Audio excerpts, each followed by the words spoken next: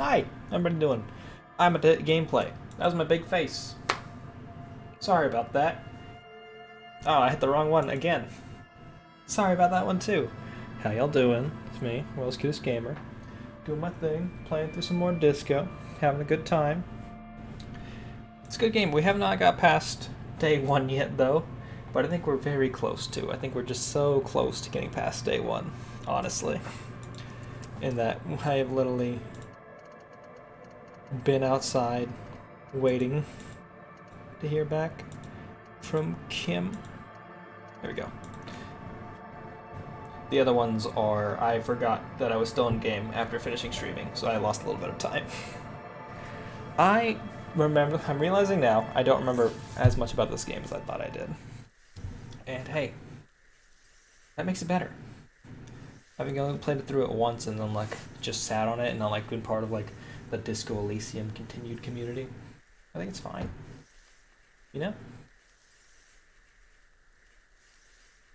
Because there's a lot to this game. I'm enjoying it quite a bit. The load times this time around though are pretty bad though. Gotta be honest.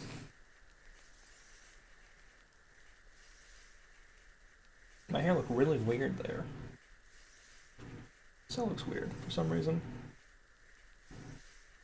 Oh well. Guess you gotta deal with it sometimes. Can't always have perfect hair. What are we doing here? Got another skill point. Got this bag, got the chain cutters. I got this book that I have not read just yet. And I got these shoes that I need to go deal with as well. So let me read through this book while I'm outside. I don't actually, because this is a book on communism. And I'm already a communist, so I don't know what this is actually going to do for me. The front of this quarterly journal features a large satirical portrait of the late King Friesel.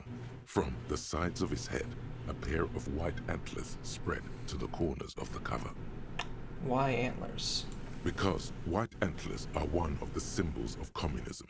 They represent a society in accord with the natural world and at the same time above it. Interesting. A shameful way to treat a former king, even one as underwhelming as Friesel.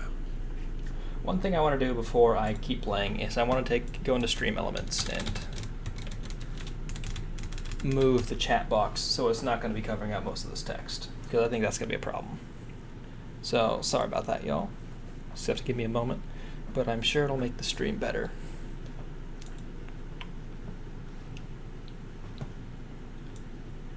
That's not the right thing.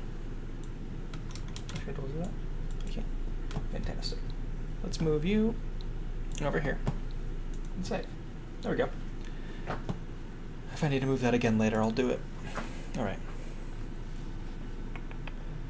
Because white antlers are one of the symbols of communism, they represent a society in accord with the natural world at the same time, and at the same time above it. Interesting. Why first? Because Friesel was incompetent, foolish, and cruel. In short, the embodiment of everything the communards wished to overthrow. It's satire, you see. Huh. You know, I've seen a lot of weird political satire today. I listened to a rap song about Ronald Reagan, voiced by sung by the guy who did all the voice acting for Eddie Murphy. If Eddie Murphy did a role and then they did the sequel to that, outside Shrek apparently, Mushu and Mulan. It was just this dude who they got to do it. To your disappointment, there aren't any full-color pictures to direct your attention. Just column after column of closely set text, interrupted occasionally by little doodles in black and white. Magazine layouts are a specific skill. I feel like I read a few zines, I just happen to stumble upon them based off of what I do and how I live my life, and it's weird because they either go too heavily on text or too much on pictures, and it's never a good mixture of the two. And I guess maybe that's just how I am as someone who's a casual person who's not fully invested in some of these scenes, some of the communities that these scenes are for. After rifling the pages with your thumb several times, you return to the table of contents. Mm-hmm. The magazine is divided into several sections: international developments, Kunst und Kultur, and local concerns. Just inside the cover, There's also an editor's note. Huh. Weird how the kind of spacing between international development and Kunst and Kultur, almost like the VA had to do a different line read because they just messed it up or something. Comrade, as you know, this journal takes its name from Mazov's immortal expression, Du cristal a la fumée. This was his way of describing the way the rigid, crystalline structures of capitalist ideology turned to smoke under communism. I'm sure that's a reference to something Karl Marx said, but I do not know. But, like the structures of capitalist ideology, we too are at risk of going à la fumée, unlike many publications which are content to spoon-feed their readers reassuring drivel. La Fumée is committed to telling the radical truth, even when that truth may drive away potential subscribers. So please, if you value our radical Mazovian perspective on contemporary politics, culture, and international affairs, please consider subscribing today. Yours in struggle, the editors. Who is going in and grabbing a zine and then reading, like if you're not familiar with the community, who reads the editor's note? You flip back to the front of the magazine. The table of contents unfolds before you. Let me catch up on international developments. This section includes a long, tedious critique of the latest round of free trade negotiations between the EPIS nations and the Free State of Semenine. You also skip over an article about heavy fuel oil smuggling along the Messina border, something about bear wrestling in Samara, book riots in Yugograd. Of course. Face it, you really aren't interested in foreign affairs. You're not even sure where most of these countries are.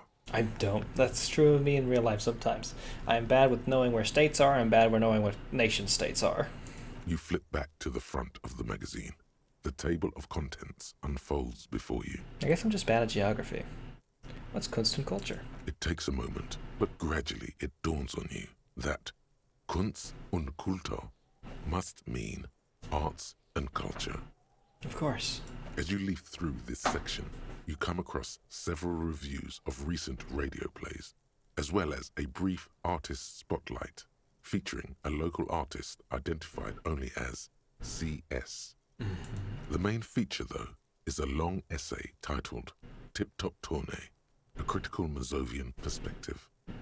Let's read the profile of CS. This so-called artist spotlight is really just a brief Q&A, made all the briefer by the subject's evident hostility to her interviewer. Of course. That certainly sounds like a certain delinquent youth who likes to harass you from her balcony.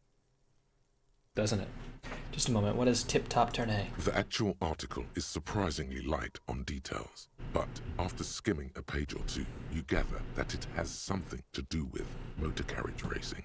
Alright. If you don't follow it, you only ever hear about the ludicrous sponsorships and obscene death toll. Alright, let's see what these communists have to say about Tip Top.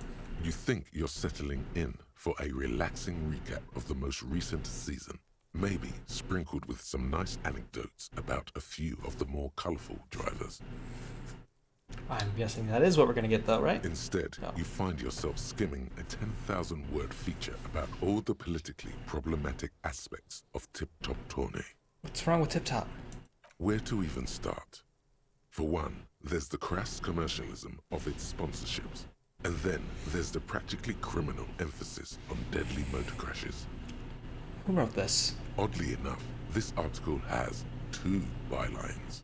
Nasdeb Encolada Bernal and Exilus Buka. Of course. What's so wrong with sponsorships? Under capitalism, the article says, every pursuit has its price. Every pleasure, even one as elemental as the joy of racing others around a track, is reduced to an advertising opportunity. Thus, the so-called tournée becomes a competition between increasingly meaningless brand signifiers. Your discount laundry detergent racing against a pack of Astra cigarettes, or even a Fritta. Right, but then you get to see them crash. And that precisely is what's problematic about it. Were it not for the promise of random, spectacular violence, audiences would quickly lose interest. Isn't that true of most things, though? At the end of the day, It's the destruction of these 750,000 real races that you're really watching for. I guess I really am just in it for the violence. You see, one cannot avoid the conclusion that Tip Top Tourney is simply the apotheosis of spectacular entertainment under capitalism. Truly. You flip back to the front of the magazine. The table of contents unfolds before you. Okay, let's see what they mean by local concerns. Unsurprisingly, much of this section is taken up with articles declaring unqualified support for the dock workers' strike. Oh, I've heard about that. You skim the headlines. Paint the harbor red and white. Martinez tames the wild pines. A city in revolt. First we take Martinez, then we take La Delta. Lovely. Finally, there's a brief article by the writer, G. Martin, accusing the owner of the Cape Side Apartments of illegally attempting to evict certain communist tenants simply for not having paid their rent. Well, if it weren't for the wild pines, all those moochers would be out of a job. Charging rent just to live somewhere is pretty outrageous. Wouldn't it be better if labor and capital could reach some sort of reasonable accommodation? Well, charging rent to live somewhere is just a little bit outrageous, wouldn't you say? The writer G. Martin remarks dryly that capitalists love wealth redistribution, so long as it's only redistributed upward. Truly, truly. You flip back to the front of the magazine. The table of contents unfolds before you. Put the magazine away. Interesting. We still have to go do something about this pair of boots we've picked up. I also want to see if I can talk to the lady in here in the wheelchair, as I was not able to speak to her earlier because she told me to go talk to Kim, and I forgot to talk to her when I was walking out. No, it's that I ran out of the building because I didn't want to pay my rent, and then I came back here and had to pay it anyway, so. Goes to show me what I can possibly do.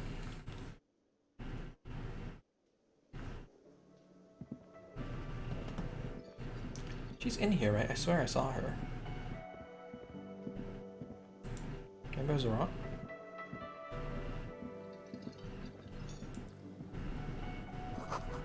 Dishes are drying. Smell of chemicals and pine trees. The aroma of spices and alcohol and tomato hangs in the air. You see a heavy steel door with a prominent dimpled lock. It's painted blue. You immediately feel drawn to the color. Blue is for mystery. Touch the The door. cobalt blue surface feels rough to touch. The stainless steel door is flush with its frame on every side. Try to push on the door. The door does not budge. We're back. Mark my words, door. The door stands silent, unmoved by your words. Alright. This industrial gas-powered stove has been used to prepare food for many hungry hostel guests. There are several pots and pans on hand. Check out the cookware. A commercial pot draws your attention. It's very large, gigantic even. It could be used to make enough stew to feed an entire city, and also to boil a putrid pair of death boots. Notably yesterday, when we were getting the boots off the dead man's corpse, it told us, hey, maybe go to the kitchen. Far away, in the darkness of a makeshift morgue behind Station 41's Lazarus, Dr. Nix Gottlieb cuts into the cold, dead feet of a murder victim. The veins are oddly black. He suspects a neurotoxin. Lovely. Check out the cleaning supplies. There is a variety of soaps and bleaches in the cabinet to the left of the stove.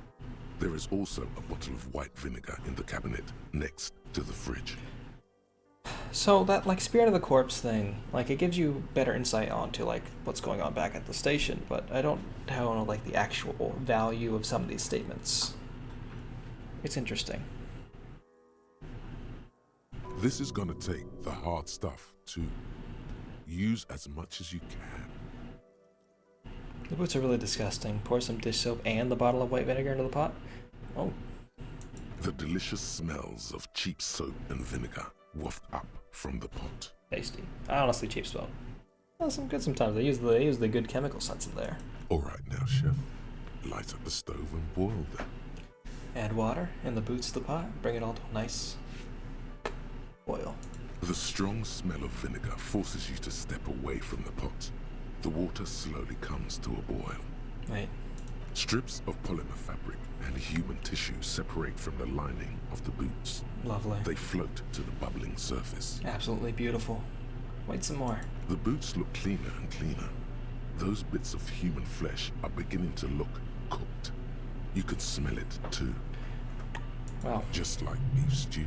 A little more. That's it, chef. The boots are as clean as they're going to get. Steam, dense with the smell of strange meat, disappears into the vent above the stove. Dump the sock and flesh stew and examine your new A boots. pair of real beauties. The boots are shiny, hot, and reek of vinegar. Just perfect. Absolutely gorgeous. Master Chef out.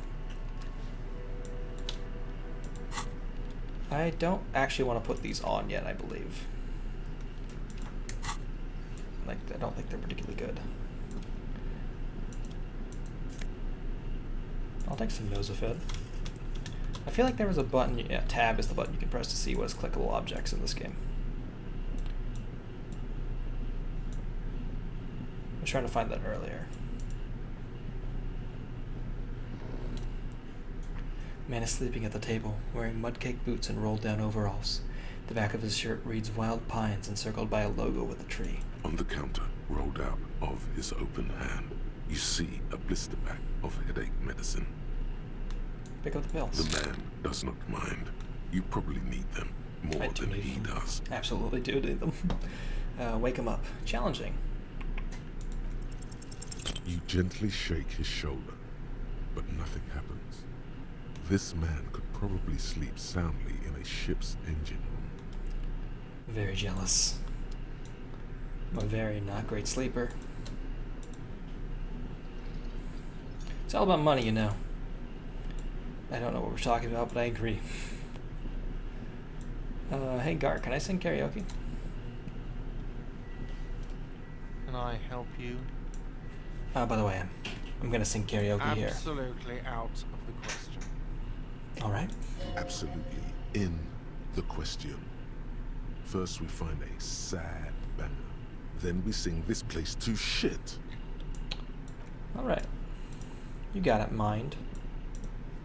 Yeah, let's go before we hit 24 and it's the next day. Tomorrow I gotta go... I wanna go check that cabinet back at the Union area, as well as try and... I need to get $16 or else I won't be able to pay rent. That's the other thing I need to do. Yeah, what can I do in here? Can I do this visual calculus again? The window stands broken in its frame. Cold wind blows in. Okay, give me a second. I want to check my stuff, see if I have a visual calculus item. Spirit of the Corpse, interfacing, authority, composure.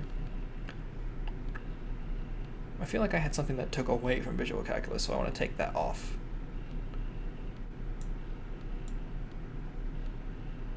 Never mind. I guess I was wrong. The window stands broken in its frame. Cold wind blows in. What do you mean, assess the damage? How would you do that? What are you even trying to do? I don't know, game. I'm sorry. I'm trying my best. Let's go look at the mirror again. A mirror hangs on the bathroom wall. In it, your face, adorned with the expression. Use your chain cutters to fix the faucet.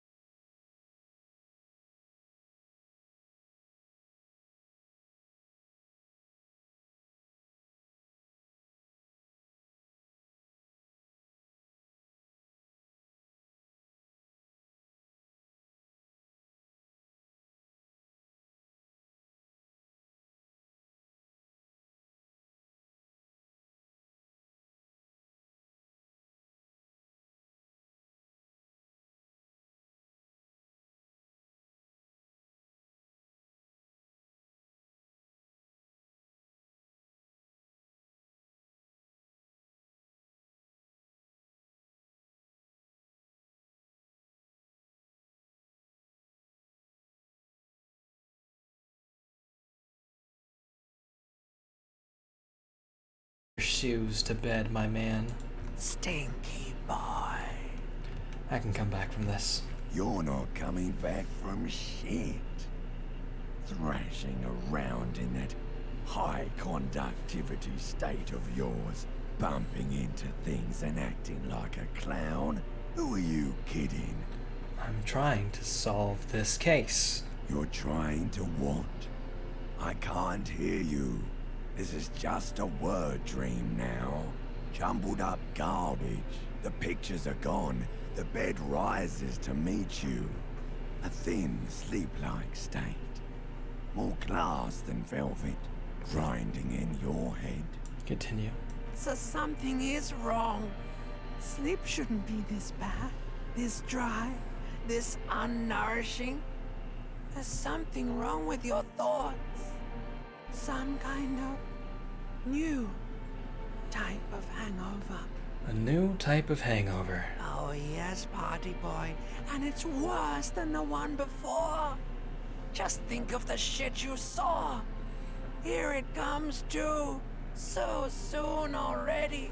A silent alarm goes off in your head like clockwork. Barely let you sleep at all. Time to get those clothes on, Harry. Time to go to work in the shit factory.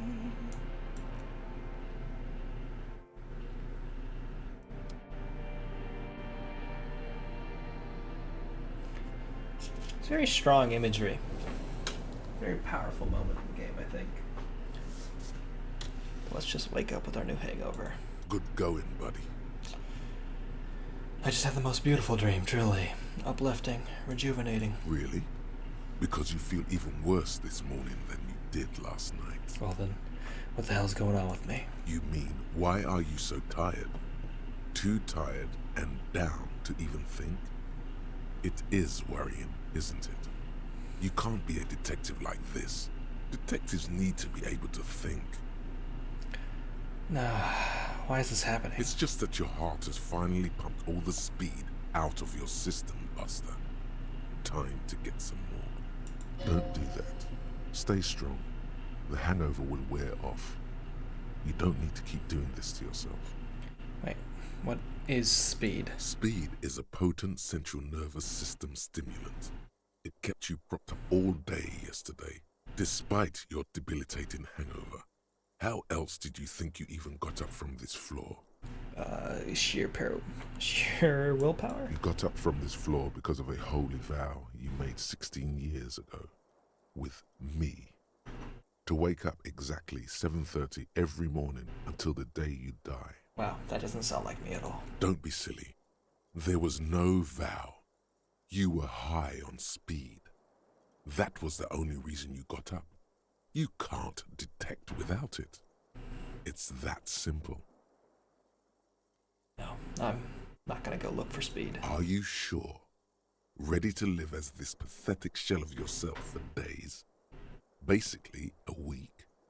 Let's be honest, 2 weeks. Maybe 3. You won't make it. Half the town will be dead by then. You will be fired. That's a lie. I could do this without the speed. Half the town won't be dead. Suit yourself, slow, sad shell man. See how you do without your spark. Truly, truly. I don't need a spark. I have the best partner in all of law enforcement, Kim Kutsaragi.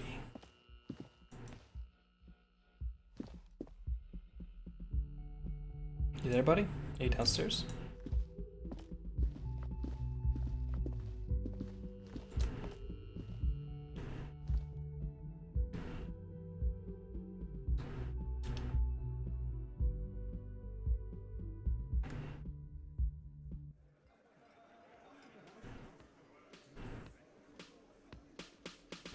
Oh, there's a lady. I want to talk to her.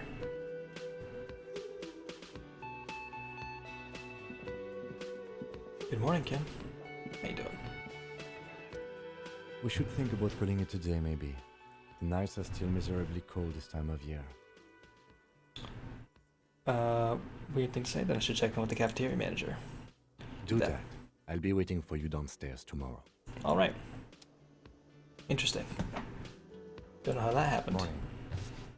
He gives you a quick nod. Looks like we can get to work at once. The Union muscle turned up. They look rowdy. We should talk to them. He points to the mess hall doors. Why do we need to talk to them? Everything points to the dock workers union. The belt used for hanging him. The circumstances in Martinez. My preliminary information. Well, Which may, of course, all be wrong. But we still need to talk to them. And it won't be easy. what do you mean by rowdy? I mean ungovernable. Martinez isn't exactly enthusiastic about the RCM being here. They prefer to be policed by the Union. These men here, Oh, men who drink beer for breakfast, there's talk of an armed wing of the Union called the Hardy Boys, who are responsible for state policing. I think it's them. and these are the men Gennard told us about yesterday? I completely forgot. Sorry, I had a rough night's sleep. It's them by the looks of it. Loud and nasty, just like the manager said. Truly, One truly. less thread less to worry about, and one big problem to replace it. He crosses something out. There are so many of them. Maybe we should call in for reinforcements. That would just escalate tensions. No captain would sign off on it. Solving one murder isn't worth a conflict between the RCM and the Debarders Union. All right. In fact, even the death of 2 detectives might not warrant an all-out war. So let's keep a cool head, okay? Well, He's not exaggerating about that mortal danger, just calmly factoring it in.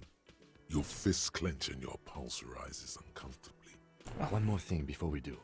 We don't have to talk to them immediately. We can walk right past them, continue with our business. we could. Good. A power move. Purposefully concentrate on something else first. They're in no hurry to leave. They think they own the place. Anyway, I leave that choice to you. Whatever you decide is fine by me. Well, if that's a power move, maybe we'll do that. One thing I want to do is switch over to my half-light gloves. Because I don't know if I'll be interfacing anytime soon. Let's go talk to Gart. Can I help you? Certain another thing at the Another whirling. thing. Great. I love those. There's a mysterious blue steel door in the back of the kitchen. Oh, yes, that door, sure. There's nothing mysterious about it. It's just a door. He shrugs. Do you know what's behind it? Do you have a... No, I don't have a key. I don't know how to get there. And I don't care either. It's not like I've been wondering about it for 10 years. It's just a frit warehouse, probably. Well, Or some boring storage space with a bunch of old junk and dust. Junk and dust. he runs his finger across the counter to check for dirt. He's attempting to maintain an air of indifference. It's absolutely not convincing. I think you'd like to know what's back there, Gart. Fine, okay, a little. But my job doesn't leave me time for wondering about one locked door in one of the cafeterias I manage. I get it, Gart. You run several cafeterias. You don't gotta brag about it every time I talk to you. So, I haven't opened it. I have cleaned the whole place 100 times over, though, after the animals. And I haven't found a key, so good luck with that. Gart, I saw a sign that said I couldn't go into the kitchen. Why can't I go into the kitchen? What are you, a cook now? That's none of your business. Maybe I am a cook. You're not. You're a menace. Fine, okay. The kitchen is closed until 1 p.m. because the real cook is working. You can snoop around after that, if you must. Thank you. Yes. I'm not gonna ask you about my bill because I only have $4. Just a moment, officer. And there's no public phones nearby? He turns back to the cafeteria manager. The closest phone booth is down the coast. Sorry for the inconvenience, ma'am. He appears to be genuinely apologetic. It's fine, I understand. Thank you anyway. Now then, Excuse me. She turns back to you with a weary smile. Good day, ma'am. Everything all right? please don't trouble yourself about me, sweetie. I was just hoping to make a call, but the Whirling's phone line isn't working. Huh. The union office probably has a phone, but I can't really get there or to the phone booth down the coast. And Gary's phone is dead too. Wait, what's wrong with the phone line? The manager was vague about it. She frowns. Lieutenant Kitsuragi, may I ask what you needed to use the phone for, madame? He shakes her hand brusquely. To let the young woman who's house-sitting for us know that we may be delayed. Morel, my husband, and our friend Gary were supposed to get back by Monday night, but they're still missing, and I haven't heard from them. Huh? I was also hoping she'd heard from Morel. She looks down. Oh, forgive me for not introducing myself. My name is Lena. My husband and I are staying with our friend Gary just down the street, but I come here for tea when they're away. Okay, I'll bite. Has your husband gone missing before? Or this sounds more like a side thing. I need to take care of my main thing, then I'll get back to this. I'm curious. That's just it. This isn't like him at all. He always plans his expeditions so carefully. A cold breeze hisses through dense thickets of reeds. Something sweet in it, somnolent. A damp chill goes down your spine. When you look around, you're still in the whirling in rags. Huh. But you have more important things to worry about. She glances out the window towards the bay. What's this expedition your husband was on? Just some field work, sweetie. Morel is a highly trained scientist. He and his assistant Gary are studying an extremely rare species of insect. Oh. But they should have returned by now. They were just going down the coast across the water lock to set a few traps. He said they'd be back on Monday. What could be keeping them? She sighs. Wait, who's this Gary person? Do you trust him? Oh, sweetie, it's nothing like that. She smiles. Gary's as loyal as they come. I trust him with my husband's life any day. Are they in a rough neighborhood?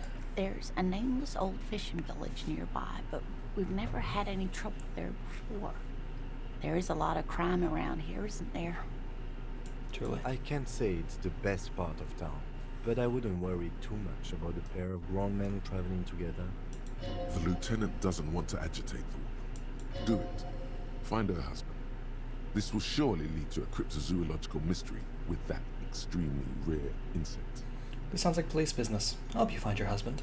Are you sure we have time to go chasing after bug hunters just now? I did suggest we played cool, but... Lieutenant tilts his head towards the vigilantes in the cafeteria. It's just a little side thing. We'll do it down the line. I've already given my word. I'm honor bound to uphold it. I've got a premonition that this missing scientist is connected to our main case.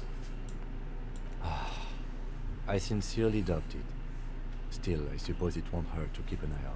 He sighs. Oh, thank you, officers. Truly, I'll be right here if you come across any sign of Morel. So your husband's some kind of scientist? Oh, yes. A zoologist. A cryptozoologist, to be more precise. She says with a pinch of pride. What's cryptozoology? It's a pseudoscience that attempts to legitimize research into mythological beasts and urban legends. The lieutenant sounds unimpressed, but he does sound pretty informed about this. That's one opinion, yes. And people are entitled to their opinions. Truly. My apologies, ma'am. I did not mean to undermine your hobby. It's not a hobby, dear. It's a subfield of zoology, one specializing in animal species that are so exceedingly rare that many assume them to be extinct or even fictitious. Truly. Searching for such species called cryptids is difficult and often thankless, and frankly, many scientists are too lazy to do it. Universities these days are rarely interested in supporting real research. Ain't that the way of it sometimes? She's completely internalized her husband's struggles. They are her own. I'm gonna try this now, and then I'll try the other ones to see if they give me extra points in it, which might let me do the check again. Sometimes the most charming thing you can do is be reasonable in your requests. Could you tell me about just one interesting cryptid? I suppose you could use a break, and I could use a distraction. One cryptid, like you said. One. This can't turn into some kind of cryptid extravaganza. We have things to do. The lieutenant throws you one of his looks. Okay, Kim, just one little cryptid. Promise. He nods and assumes a waiting posture. Cryptids, cryptids. Let's hear about all the interesting cryptids. I'm here for it. Ooh, tough choice there. What's the biggest cryptid? What's the tiniest cryptid? What's the most dangerous cryptid? Are there any invisible cryptids? What an interesting question. And the answer is yes, there are. Ah, Of course. All fairy tales have someone or something invisible in them.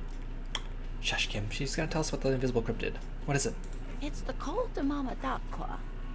Its name means thin whisper of sound, and that's precisely what it is. Self-replicating sound waves, invisible and intangible. The Col de Mama is very afraid of us, which makes it incredibly difficult to track. The woman corrects her glasses. What does it sound like? Like nothing, it's such a high-pitched sound that us humans can't hear it, nor can other animals. It could be ringing right outside your window and you wouldn't even know it. Could be anywhere. Everywhere, even. Truly? Fine, I'll bite. How can an animal be a sound? Lieutenant looks at her skeptically. Many scientists have asked the same question. Some have claimed that it isn't itself a sound, but a tiny corpuscle that emits sound waves. But there's no evidence to support this theory. Could it be here? Right now? It could be. As I said, it could be everywhere. And we wouldn't know any better. It could be ringing all the days of our lives and nights. She says calmly. Maybe it's predatory. What if it's predatory? It's not. Don't worry. If it were predatory, we would have found it by the damage it inflicts. Oh? I wouldn't be so sure. What if the damage is also invisible? What evidence is there of the animal being a sound? Plenty. It's the evidence that led to its discovery. In the 20s, a group of Areopagi ornithologists, that is, scientists who study birds, were trying out a new recording technology for capturing sounds outside the range of human hearing. Oh? When playing back recordings they had made in the foothills of the Ea mountain range, they noticed certain anomalies, patterns that seemed random at first, but on closer examination were consistent with the waveforms of songbirds. Just nod eagerly. The scientists soon discovered they could track and even predict what appeared to be feeding, mating, and migration patterns based on sound waves in a strictly delimited range of ultrasonic frequencies, even higher than those of the highest pitched bat calls. Alright. She transforms, when speaking about these strange animals, into a confident woman. Oh, that's lovely. They realized that they had discovered a new species and called it the Col de Mamadaqua, after the Paracanassian name for the voice of God, which is said to be very silent. Go on. They grew quite obsessed with these little birds. Even though they couldn't see them, they could distinguish among individual birds and even began to name some of them. She smiles. Name them. Sequester, Time, Joscan. Those are but some of the Mamadaqua they followed individually. She nods. Why is this Mama Dakwa so afraid of us? That is a sad story. She A frowns. group of university students assisting with field work in their enthusiasm for the project, and no doubt because they were preoccupied with impressing their professors, nearly drove it to extinction. Extinction? They tried to communicate with it and had no other means but sound. So they started sending out sound waves at frequencies they thought might match the Mamadaqwas. And what happens when a sound wave meets another sound wave of the same frequency, dear? Ah, they cancel each other out. This lady really should be a teacher. She's really good at the explaining things thing. They cancel each other out. Exactly. And these tests were performed so recklessly that when they happened upon the right frequency, well, they wiped out most of the population. Truly, truly. Great regret washes over her. A winding cloth. Oh. After that, the corpuscle appears to have migrated elsewhere. There have been recordings of anomalies similar to those spotted in Ea, but they've been few and far between. it's impossible to confirm the presence of any stable Koltama Madakwa population anywhere. Of course. A common thread in these. Disappearance and unfalsifiability. I like the story, though, man. He concedes. I'm glad you did, dear. Interesting. What about, What about what? Well, I could only ask you about one cryptid, so... Been educational. Sadly, we need to discuss something else. Of course, dear. Tell me more about moral, looks, character, your Oh, relationship. dear. I'm not sure where to begin. What does he look like? Well, his expression is slightly grumpy, but his eyes are always bright and curious, like a small boy's. And his palms are quite coarse from all the field work, but he's quite gentle. Alright. It's always a challenge to describe the person you know best in the world. Let's try again. If I were trying to meet him on the street, what would I look for? Oh, well, he's a bit shorter than you, but with a larger frame. And he has longish white hair, usually a bit uncombed. You might say wild, even. The lieutenant pulls out his notebook and begins jotting down the woman's description. One other thing, he'll likely have all kinds of field gear on him, even if he's not out in the reeds, you know, just in case. How long have you been married? We'll be celebrating our 16th anniversary this autumn. Your smile is Not the most soft. numerically satisfying anniversary, but I like the less obvious milestones even more somehow. How'd you two meet? Via a dating agency, I'm ashamed to say. I was looking to get back into the scene after recovering from my accident, and he'd just divorced. Alright. We hit it off, and, well, here we are. She smiles wistfully. She's skipping over some important parts. Perhaps you'll find out more later. Interesting. I think I have all the information I need. Let's move I on. hope I've been useful. Tell me more about this rare insect your husband's looking for. Oh, sweetie, it's fascinating. But I shouldn't bore you with entomological minutiae. She catches herself. The lieutenant gives you a sideways glance. You're right. I don't have time for insect facts right now. Let's talk about something else. Of course, dear. You don't notice this about me, but actually I've lost all my memory of the world and myself, and I have no idea what I'm doing. Surely things can't be that bad? You sense that she won't judge you, no matter what you say. Things aren't bad. They're catastrophic. You know where we are, right? We're in Revachol. We're in the Whirling Rags cafeteria, at a war zone at the edge of the world. It does still look like that in some parts of the city, doesn't it? Truly, truly. We are in a hostel called the Whirling in Rags, dear, and the Whirling itself is in the city of Revachol. Okay. Yes, and Revachol? Honestly, I don't really know anything about Revachol. Oh my, how would I even begin to tell you? Revachol is the most beautiful city in the world. We're fortunate to be here, you and I. Her eyes widen. I haven't seen very many other cities personally. Everyone says so. Revachol is a rare jewel. This city used to rule the world, though it has seen better days. There's a pause as she studies your expression. You must look quite lost. Speaking of history, you know what year it is, yes? It's the, spring of 51? Sure, it's the year 1973. All I know is we're approaching the end times. It's a bad year, in my late 40s or 50s, so I don't even know how old I am. Talk about the end times. Perhaps, dear, perhaps. But for now, it's just the spring of 51. She is perturbed by your not knowing what year it is, but not by your mention of the apocalypse. It must be the end times. The lieutenant studies you, rubbing his chin. I'm beginning to suspect that you might indeed be completely adrift in this reality, thinks the lieutenant. How can it be that bad? Never mind. We're in this now. Outside, spring rain seeps into the cracks in the walls and the cobblestone streets and into grated storm drains, all the way down into the sewers. Above ground, the first Maybells blossom.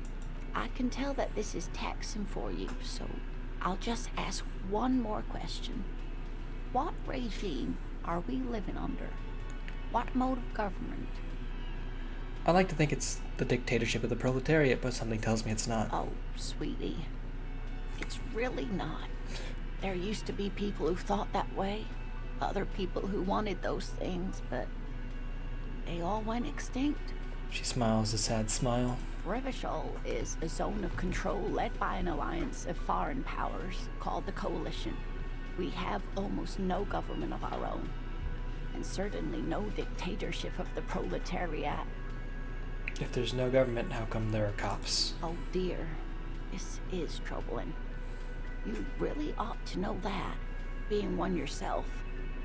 There aren't really any cops in Revachol, not in the traditional sense. The status of law enforcement has been a complicated matter since the revolution. Oh. But we should stop for today, sweetie. You look like you need a break. Besides, I'm not the best person to explain the big things to anyone. I think you did a truly great job. She's scared now. She's realized you really are brain damaged. So, how did I do? You didn't do very well, dear. Oh. It does look like you're having trouble remembering things. History and places. Remembering reality in a word. It's very odd. A sigh. The lieutenant buries his nose in his notebook. But maybe a fresh set of eyes is what the world needs. And while I'm no doctor, such bouts of amnesia are often temporary, so I wouldn't worry too much. It's good to know. She means this sincerely. Worrying won't do you any good. What's this revolution you A mentioned? defeat, I'm afraid. Oh, People of this archipelago tried to build something new. Something different. The rest of the world didn't like it, so they came and ended it. This was 42 years ago. what does that have to do with there not being any cops? It has something to do with everything. I really don't know how to explain it better. I'm just a poor woman, she thinks. What do I know of these things? And how can I help you? Who could tell me more? Someone more educated in sweeping matters. Maybe you should ask. She turns to the lieutenant. No, I'm not an encyclopedia. I won't be a guide either. I'm a police officer. He looks away. Of course. Then, I don't know. Someone rich, maybe. Wealthy people are educated. Though I don't know where you would find a wealthy person in Martinez. I do. But thank you, sweetie. You did make me forget about my worries for a while. She smiles up at you, but concern is creeping back into her expression. That's all for now, ma'am. Tremble. The time is now. Taola. What time? Time for the show. For Taola. The hallowed time of fear and disintegration. A countdown has begun. All will collapse on itself. The world will disappear into a single grain of blackness. All sound will be muted. All life will scream. Oh, to Allah. What's that? Ulogu Theodos. Xeno Zausin. Ipoli Osidien. Echondes Fronisin. Wait, when did this countdown begin? Monday morning. The moment you arrived in this reality are the first crack in the sheer face of God. From you it will spread. This is because of the insane world ending I've been saying, isn't it? Yes, you spoke the words of the Palindropos and the houses of Pericarnassus. Items, people, even words will tumble. All will lose its meaning in the coming years. That is why you mocked yourself. I'm not sure if it's not just a joke or some kind of coping mechanism. It's totally also a coping mechanism. Alright, I'm a little afraid. So you should be. The world island crumbles at your feet, and in the far plain, Palindropos. Perhaps. Just a thought. This has something to do with the hangover. I do think the world might end The soon. face of the woman fractures. There will be herd killing. We all become vapor. Lovely. Cop of the Apocalypse. -1 to rambling madman. Hey. I'll take it.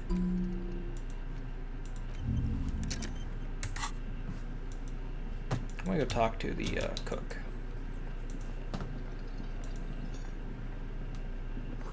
The tomatoes are so thinly sliced you can see through them. I'll take $1. Hell yeah. What's up, my man?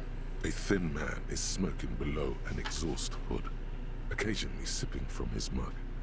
This must be the Whirlings cook. Oh. As you step in, he nods toward the table and says something in a completely foreign language. The only words you can make out are Garancy and Kubek. It must be his name. Garancy. Garancy Kubek. Sounds representative. Alright, sir, I've got time for a few questions. The man puts his cup down and replies something, his left hand drawing arcs in the air. Do you know what's behind that door? He looks up at you, then looks away quickly, shrugging and muttering something to himself. Shrugging is an international sign for, no, I don't know what's behind that door. You get some impressive pots He there. smiles and bangs his ladle against each of his pots in turn. I don't think I need anything else. Stay masculine. It's a weird thing to say to a man, but alright. Power move. Do not just talk to them directly. Just like Kim told us. Besides, we got places to be. And places to run to.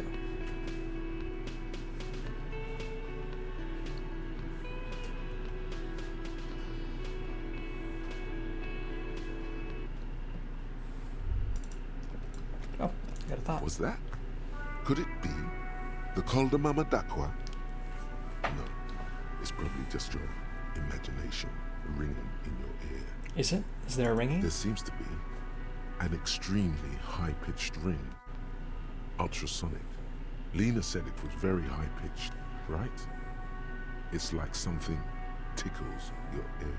Wait, Kim, do you hear a high-pitched noise? No, I don't hear the Koldoma Madagua, and neither do you. I don't know, Of Kim. course he doesn't.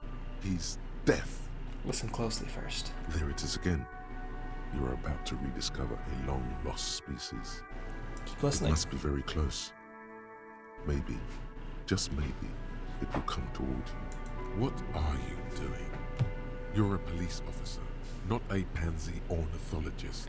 That would be a The only botanist. birds you should be looking for Or whoever does healthy flowers. women of childbearing age. Oh, weird. Move your head towards the sound. Oh no. The sound. It's moving away. Somewhere over there. Go after it. No. Too late. It's gone. There is no ringing anymore. Just the sound of the streets. No, go back. Keep your ears peeled, then. If the species really has migrated to Martinez, you're sure to hear it again. Alright, we got another thought to add to our list of thoughts. That was our last skill point, though, I think. No, we have one more. Koldamama Kwakwa. You heard it. The mysterious Koldamama Kwakwa. You're certain that you did. Well, maybe not quite certain, but let's say you're hopeful, because it would make you very special. To be the only human being who can hear this invisible incorporeal bird. This animate whisper, this particle of sound. You're gonna have to keep listening. Sharpen your ear. I didn't read Cop of the Apocalypse. He woke up in a hotel room and started rambling about the end of the world. It's not your normal, everyday doom crying either. Something truly colossal is approaching. The gloaming, the culling, the bloodletting of unimaginable proportions. Until now, you've been pleasantly vague about the precise nature of this cataclysm. No more. Put the bloodletting on the burner and really figure out what's threatening the fragile physical reality you just found yourself in. Sure. Okay. I want to go back here later. Oh, hello. Who are you? You see a sturdy woman, humming to herself. She seems to be browsing books. A good one? Yes? Hello? She nods, her attention fully focused on reading. Who are you? Me?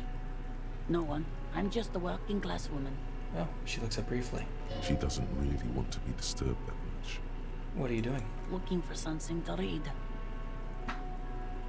Phenomenal. It is. I'm a policeman. I know you are. Do you need the help of a policeman? What with? Maybe your husband is missing? My husband? No, he's not. So where could he be? I don't know. At home now? Out drinking with his friends? Working? It's 8:40. Where is this going, officer? So, what I'm hearing is you don't really know where your husband is. Yes, but I don't really need to know where my husband is. Not all the time. She looks around and takes a deep breath, a little annoyed. Wouldn't you like to? No. Maybe you're right. Maybe he isn't missing indeed. Of course he's not. It's not like he's a pocket watch. I wouldn't just lose him. She has though. The husband is totally lost. You should tell her that it's okay. It's okay. What? It's alright to not know where your husband is. Nothing shameful in that. Who said anything about shame? Stop talking down to me. My husband is not missing. She puts her foot down. But he is. You can feel it. Or maybe it's something else then. Maybe your children are missing? No, absolutely not. Her words come out quick as gunshots. So where are they? Are you a policeman or a nanny? I police whatever I want. Where are they? They are not missing, sir. You know where they are. They're at home, smoking, giving the ladder of vices a chance. What if something horrible has happened? What if they're dead? That's the bad vibe you got before. What if something awful just happened? What if they're in the sewers? What? That's just... My daughters are perfectly fine. They're with their friends down in Shamrock. There's nothing to worry about. Oh. They're almost grown up now anyway. They're past the age they need me protecting them from everything now. I'm afraid the danger is now greater than ever. Tell me, how old are they? My youngest girl, Jolie, is just shy of 16. Jenny, she is turning 18 next month. But we shouldn't even be talking about them. I was thinking, but then I got confused. It happens to me all the time, Skullface. You know, just being halfway through a thought and then going on a tangent and then just getting these two trains of thought just colliding into each other and never really knowing where I'm going. How are you doing? Can you describe me and their appearance? Any features that stand out, something to make identifying a little easier? Why do you need to know this? Haven't I repeatedly told you that they're not missing? That they're in Shamrock, safe and well, at some stupid party? At a party? Did someone say party? You could use a party. Hunt it down. I can do with the party. A killer party, not a lame-o one. A killer party? What is it with you and pulp staples? My god. Please, no more talk about my daughters. They are fine. She picks up the book and tries to concentrate. A flock of seabirds passes by. I'm the okay. Hey, it's a good way to be. I'm the okay as well. Maybe your cockatoo is missing. I don't mean to disrespect, sir, but you are being a bit of a cockatoo here. Wow. For what it's worth, I agree. But cockatoos can't be stopped when they get ladies. It's better to indulge him at this point. Yeah, I was asking about your cockatoo. Is it missing? I don't even have a cockatoo. And guess what? What? Even if I had, it wouldn't be missing. Oh, alright, cockatoo not missing. I just wanted to make sure. Great. She turns her attention back to the book stand. Just one more question. What did you mean by me being a cockatoo? Nothing. Go read up on them if you're so interested. There's a great book in the bookstore. Oh, Maybe you should. What if the cockatoo is your astral captain? Or your heraldic bird? oh. Actually, that's exactly what I'm going to do. Thanks for the tip. Wonderful. The store is open. Wonderful. Watch your browse books. Her hands move over the book covers. The tips of her fingers look rough, stained with yellow. It seems like she has spent a lot of time at work, smoking. An array of neurons fire up with joy. Bum her a cigarette, lest it turn to pain. Do you smoke? No, I don't. I know for a fact that you smoke. Why do you think that I smoke? She looks up, slightly startled. It's the kind of place where everyone does. I suspect that I might possess supernatural abilities. Your hands look like they belong to a heavy It's smoker, not like yours look much better. she says, while eyeing yours. You take a look at your hands. She is right. Your hands look even worse than hers, with tiny cuts and gushes covering your skin like a spider web. Your fingertips have become an ugly shade of brown. Just give me a cigarette, please. I already told you I don't have any. Go bother someone else. Alright. She's lying. She's goddamn lying. She has smokes. Just give me your cigarettes, okay? Don't lie. Sorry, officer. She stares at you in disbelief. Do you know where I could get a new pack? From the kiosk? There's one near the harbor. It's Frita. You can look it up. Okay, thanks. No problem. She sighs. That's all for the moment. I'll let you read. The woman before you nods. See? Yep. We learned something. That had an autosave, so that's good. I forgot to save after talking to the cryptozoologist's wife. going to click on down here. Can I search this trash can?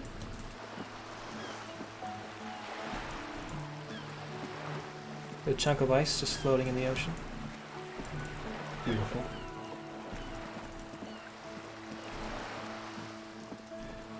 Yeah, the character comes off as a bit unpleasant. He's definitely at the start of the game. He's certainly not a savory character in any way, shape, or form, but over time I feel like he kind of grows. But since we're at the start of the game, it's really up to you what kind of person he is. And I think that's interesting. So This is a wall on the side of an apartment building. this is a wall on the side of an apartment building. Conceptualization, impossible, 18. Why am I looking at this wall? The villain? I wouldn't say that. He can become an anti-hero, he can be a hero. But at some point, you know, he's still a human, and it kind of gets to that level of like, hey, you know, you're a messed up guy, but you're still trying to do your best sometimes. Like here, where I try and score a 6-2, I'm gonna get double sixes. 5% chance? You have no clue. It's just a wall. I got a 6 and a 5. That was really close. I was 1 away. So many walls all over Martinez, weather-worn, cracked, their paint peeling. Leave. Sure. I'll come back for you. Can Wes? The girl, Fine. Oh, here we go. This is something. 24 cents. And some magnesium. I'm here for it. There's that. What's this? Garden hose. This won't be of much use until the snow melts. That might not be for a while. You. Chairs and tables eaten by rain and rot. This must be another way into the building. Okay. But I can't open up that way just yet. Another splattering of bullet holes on this wall. the spread pattern of these bullet holes makes your chest ache. Your breath grows heavier. What's with all these bullet holes? I've seen a lot of them around. Remnants from the revolution. These are over half a century old. So no crime has happened here? Perhaps a crime of a sort ages ago. But no, these do not warrant an investigation. Okay, but what can you tell me about the revolution? Not much. I don't have a fresh perspective on it. Should we go? Sure. For now. An orange bum hat, +1 reaction speed, -1 rhetoric. And some health. I'll take that hat. Don't mind me. This must be it. The basement door is weather-worn. The copper nails holding the upholstery in place have turned green from sea air, and there's a knocker shaped like a lion's head. The Continue. royal lion, Guillaume's kitten. This knocker will last a lifetime and then some. Oh, press your ear against the The door. leather upholstery is worn and rough against your jaw. You don't hear any movement. Continue. In fact, it's oddly silent in the yard around you. No birds chirp. Carefully knock. You knock silently. The upholstery muffles the sound. No response comes from the apartment. I guess no one is in? The lieutenant looks uncomfortable. Lieutenant, what's your opinion on the task we're undertaking? Let's be honest. This isn't what I joined the RCM for. But every day tells you something new about yourself. Lieutenant replies, still inspecting the padded door. Apparently, working with the local union boss to get info on an investigation is not something I'm squeamish about. Got it. The lieutenant merely nods in response. Use Manana's key to unlock the You door. try to be as silent as you can. It takes a bit of rattling of the handle to loosen the bolt. Finally, the door unlocks with a small clack. Thoughts race through your head. Only curiosity could account for stepping over that threshold. Maybe there's treasure in there. A white alligator. A fountain of quicksilver. Oh, As you hold the open door, you can feel the air moving. A little draft. A whistle. well, let's go in. Everett did tell us just to unlock the door. But, you know, I'm not a union man. He's not my boss. And I'll gladly steal some money from a man. It's an RPG. That's what you gotta do sometimes. Magnesium. Small suitcase full of clothes. Guess you're staying over? You can almost feel the warmth of the red sun on the flag. This is the flag of Revachol, the suzerainty. What's with the sun? This isn't just one sun, but there are little suns dancing around the big sun. This is the sevenfold sun miracle. What's the sevenfold sun miracle? It's an optical atmospheric anomaly the first settlers saw. Happens in cold weather. 6 small suns around the big one. This complex halo phenomena is how old Revachol got its flag. Oh. It is but one of the many strange optic atmospheric phenomenon of this wondrous archipelago. You're sure you once saw sundogs in your youth, and blue flares. Lieutenant, the old flag of the suzerain. Mm-hmm. The tenant is an old-fashioned guy. Don't bow to the The flag. flag doesn't seem to mind. It's just a colorful fabric with a sun sewn onto it. Like all feudal flags, it looks like a children's drawing. Truly, truly. A book titled The Hidden World of Walking Sticks lies open. Give me your stuff. Give me your shirt. Whoever lived in here admires hair-based or fair-haired fantasy heroes with big muscles. It's the way to live. A row of mugs sits on the shelf. Each one depicts a human figure. A dark-skinned woman grinning amidst mysterious symbols. A broad-shouldered man shoveling potatoes, and others. Tapping the mugs. A little ring. Though cheerful, the images on the ceramic make you vaguely uncomfortable. Huh. The images betray a lack of interest in human beings. They are merely unflattering caricatures. What do I mean uncomfortable? The owner of these mugs doesn't like people of other ethnicities very much. Typical asshole. This person is unhappy. Good.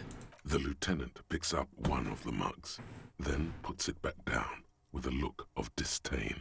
I'm beginning to feel better about breaking into this man's apartment. That's good. Well, I also probably don't mind the fact that I stole some of his clothes.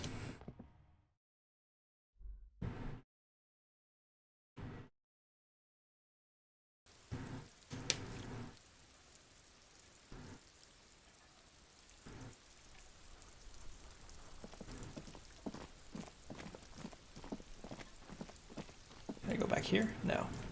Can I see what's up here? No. Smoker up there could be a witness. Talk to him. Oh, hey. You see a young man on a balcony nursing a cigarette. His eyes have been following you for a while. Alright. Not looking for any trouble, officer. He says in a quiet voice, despite the cold. His shirt hangs unbuttoned on his frame. Why are you whispering? It sounds like you're already in trouble. There's no trouble. I'm just speaking in a lowered voice. He says, Sato Voke? I don't guess want that's to be seen talking to the gendarmerie if that's okay. I just want to finish my cigarette. It's the god of cigarettes and youth. Ask him if he's got anything to spare. Hold on, can I at least have a cigarette? Apologies, but this is my last one. He takes another drag and shivers. It's always your last one. God himself has denied you absolution. I need absolution. Absolution? I don't know that brand, but I'm pretty sure you can get Astras at the Frit. Can you just, like, toss that one down? I'm not sure that's a good idea. You're right, that was obviously a bad idea. I forget I said As anything. you wish. Actually, the gendarme really needs to talk to you. Is it really that important? He says, adjusting his shirt. Like a nervous cat, he keeps stealing looks at the neighboring windows. Does he? All right, but make it quick. Once I finish this cigarette, I have to run. Tell me your name. My name? My name is Martin Martinez. Oh. Martin Martinez? Good local name. Let's go with that. Looks like you get a good view of the Whirling's backyard. Can you tell me anything about that, Martinez? I can tell that you finally got him down. Thank you. It was quite a disturbing sight, even by Martinez standards. What were you doing last Sunday? Oh. You already asked me that, didn't you? He waves lazily with his cigarette. Did I? No, not you. Some more muscular type. He gestures idly. And when did you speak to this more muscular gentleman? Lieutenant takes out this little blue notebook and writes something down. Last week? I don't know. Look. Looks around the courtyard again. Old patio chairs and dead houseplants litter the scene. You didn't answer the question. What were you doing last Sunday? I had a friend over. Oh, what kind of friend? It was my Sunday friend. Oh, Sunday friend. A Sunday friend. How intriguing. Makes sense. Friends are nice on Sunday. You don't have to work. You can just spend time with pals, watching rugby and drinking beer. That's a weird thing for authority to say to me. What's your friend's real name? Did he see something? He doesn't reply, gesturing no with his cigarette. In the neighboring windows, you can see faint reflections of his silhouette, all from different angles. Someone hides behind a curtain. Those windows have eyes, and those eyes are watching, spying on you three. Oh, alright. We'll talk later. No. We won't. Takes one last drag of his cigarette before stuffing it out on the balcony. Now, if you'll excuse me, I really need to get going. This is a red check. Can't be retried. Convince him to stay. This isn't the place or time for questions. Who knows who might be watching from the distance, hidden behind the curtains? Hey, listen. I'm just trying to make things okay again. Can we meet again somewhere else? For a moment, the man on the balcony seems almost vulnerable. Something moves in the depths of his feline eyes. Compassion and a hint of understanding. I am sorry, but I really don't have the information you're looking for. His voice is soft and deliberate. With a flick of his wrist, he sends the cigarette butt sailing over the rail. But, hold on. What's that? For a split second, his hand lingers, as though gesturing towards a stone placed right next to the front door. Oh. It's a sign. Sign. Good luck with the investigation. He walks away.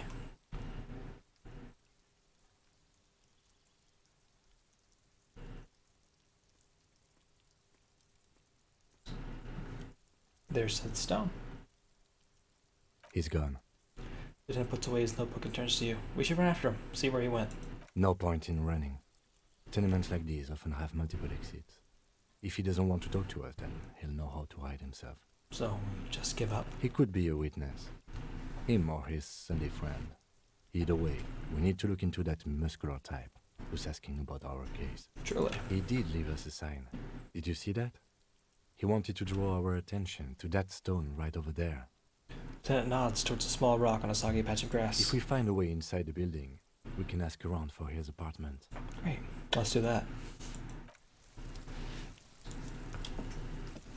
A stone, like any other, lying in a whirl of sleet and mud.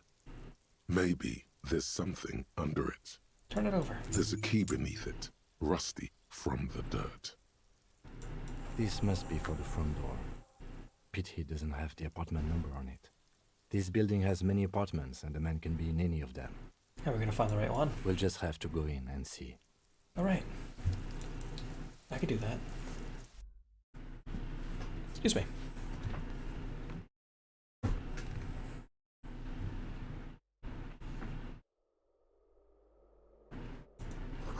Vic notices the missing pets are placid on top of each other. This box is filled with cleaning chemicals. It smells of laundry detergent. Flip up glasses. The auditor, +1 logic, -1 authority. Interesting. What's the balcony entrance? So what's over here? An old shoe rack, boots, sneakers, and old slippers. Apartment 12. Loud rumbling snores come from within. Snoring is scary somehow. We should leave.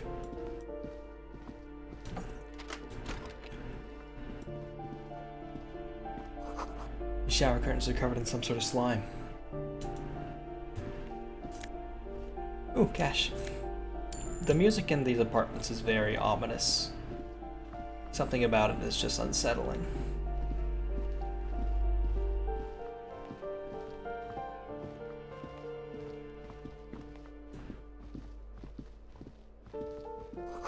Someone has drawn a 5-pointed star on the wall. Lovely. This door has been closed with a padlock. A chalk-drawn number on the board says number 11. Examine the padlock. It's a solid lump of metal, but the shackle is deeply corroded. A solid pair of chain cutters would make short work of it. Time for a little snip snip. You seem committed to it, so go on. Let's knock No first. reply. Okay. Give me 1 second as I go and equip my interfacing gloves. Anything else that does interfacing? Reaction speed, composure, logic.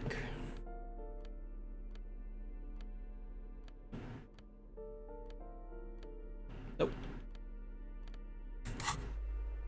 This 50% door has chance. been closed with a padlock. Oh. A chalk-drawn number on the board says number 11. What are you doing? You're trying to cut the body of the lock with the chain cutters, and it's really not working. I believe it's the shackle you mean to cut, Detective. Lieutenant points to the corroded loop with a gloved finger. He's just trying to help. Don't take it bad. Relax. Your chain cutters are broken, Kim. Perhaps you should give it another go. Alright. Use the chain cutters to the padlock. The shackle snaps like a twig, and the lock falls to the floor with a little thud. It should be possible to enter now. After you, Detective. Thank you.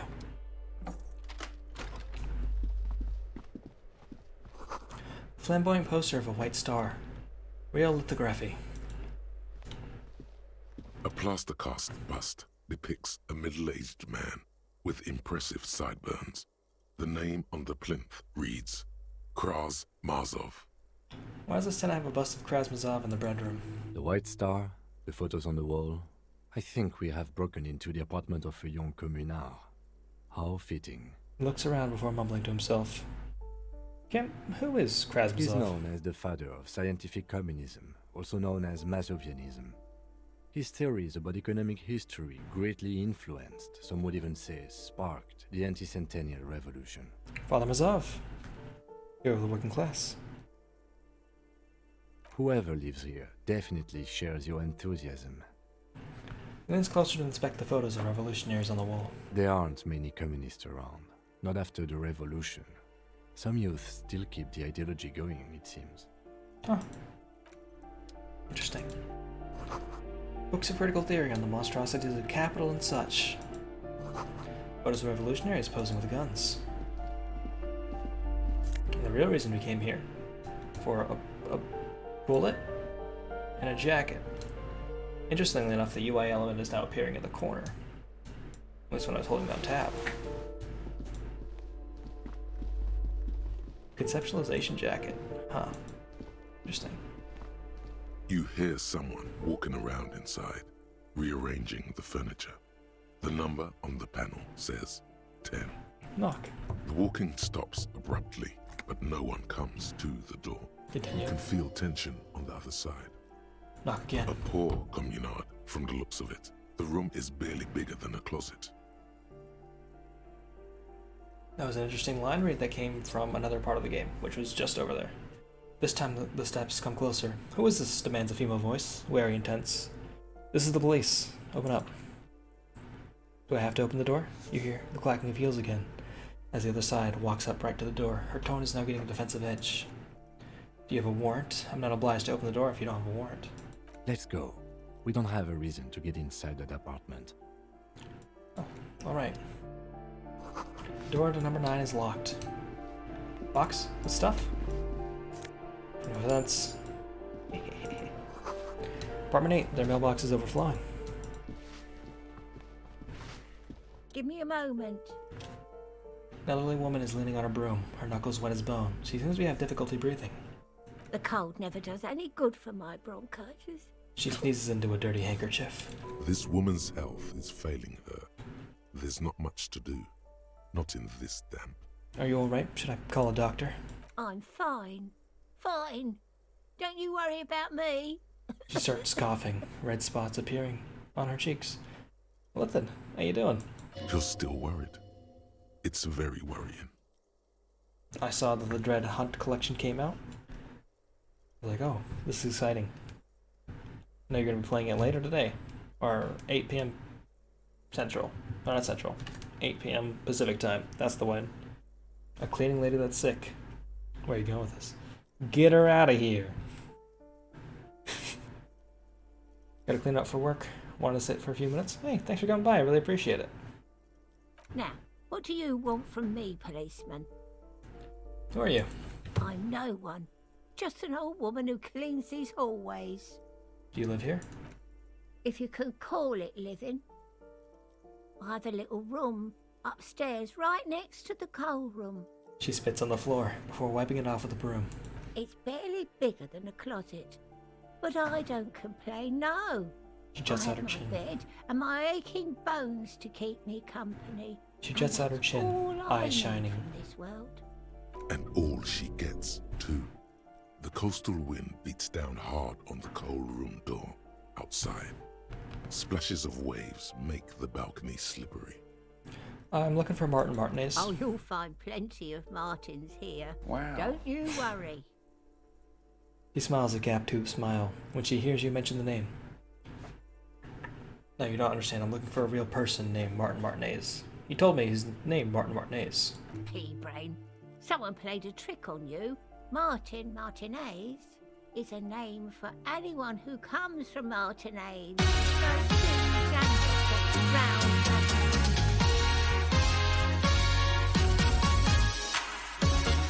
Hey, Elizabeth, thanks for coming by. You have a good one as well.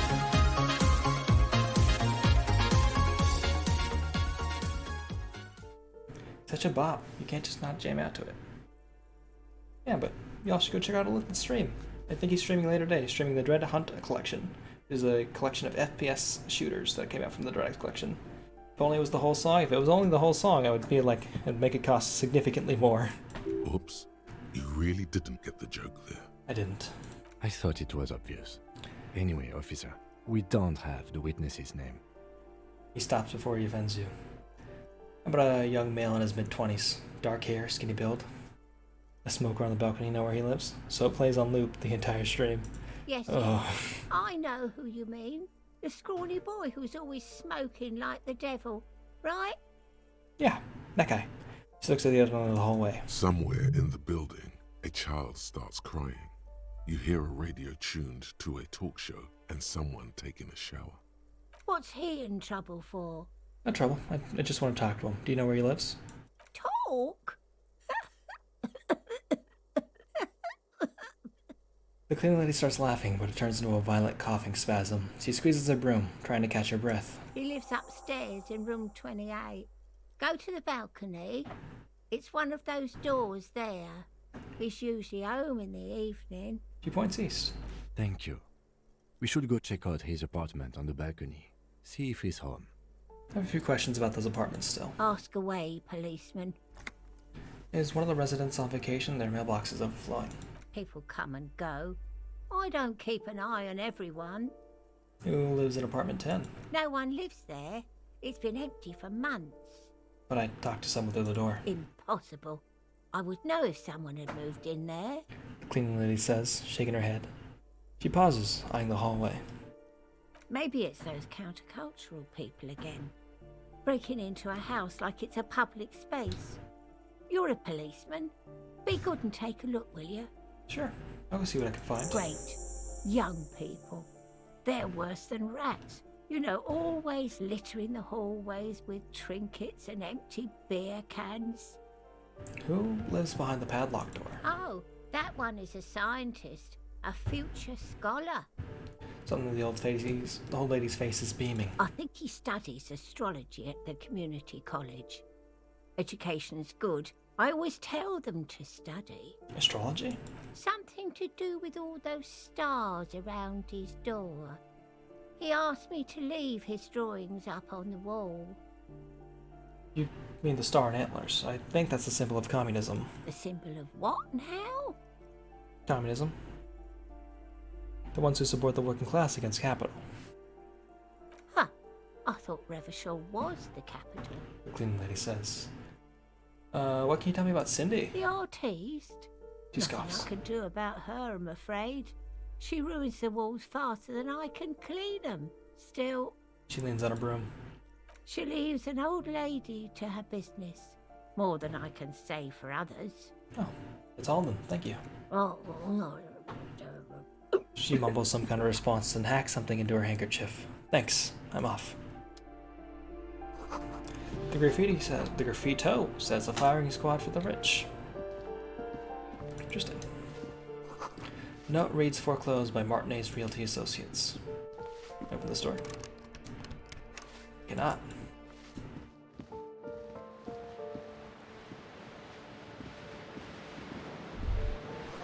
Sea below looks cold and winter gray. A shift in temperature. The air chills around you. Dust settles on the stony floor. Rub your sides for A warmth. former architect stands before a slice of window, a room plan in her hand.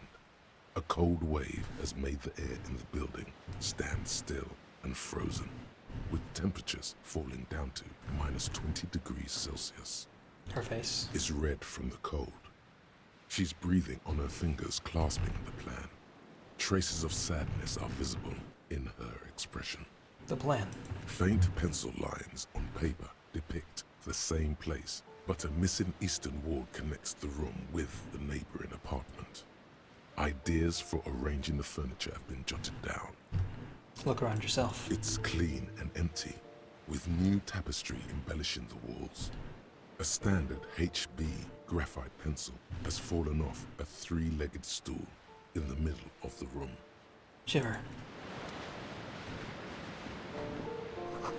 Someone has torn down the wall. Nose. And 20 cents. Lovely. Another grocery list on the table. And checks. Okay, open the door from the side? I cannot. Let me go talk to the people in that apartment again.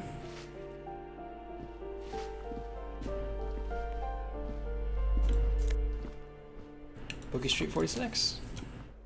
You hear someone walking around inside, rearranging the furniture. The number on the panel says 10. This apartment's supposed to be empty. Did you break in here? Excuse me, of course not. Scare them. Suspected of some big crime. There's no sweet talking your way in there. Be official. I don't need a warrant if I suspect there's been a break-in. Then open the door so I can verify your identity. Are you cooking morphine in there?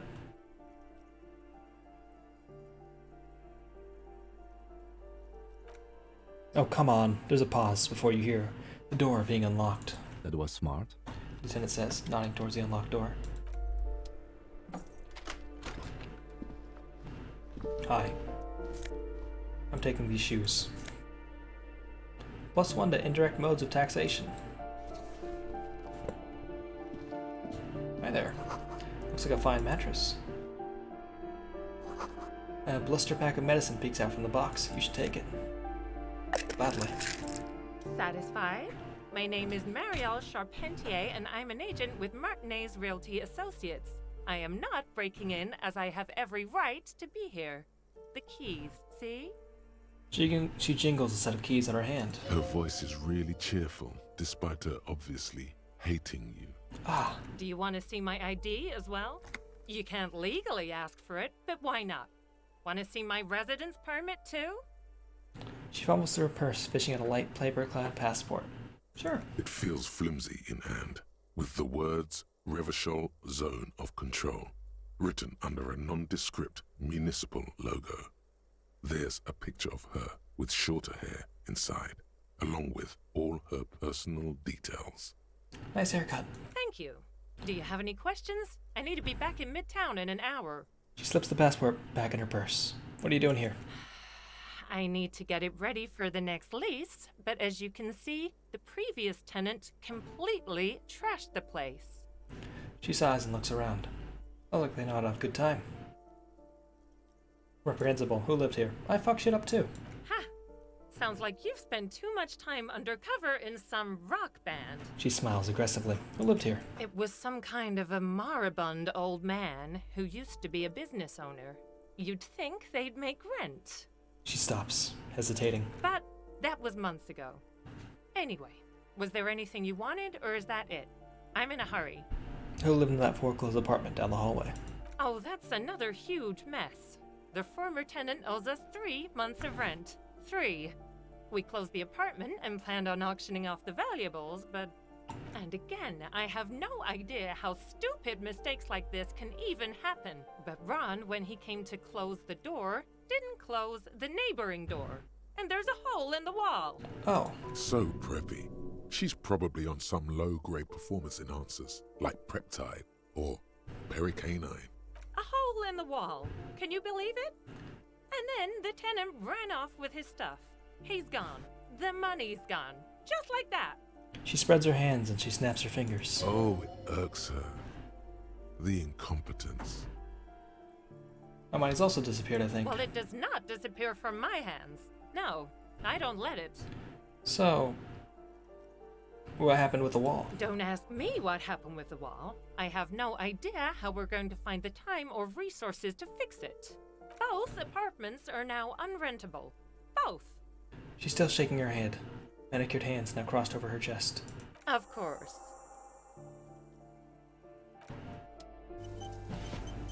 Huh. One task down.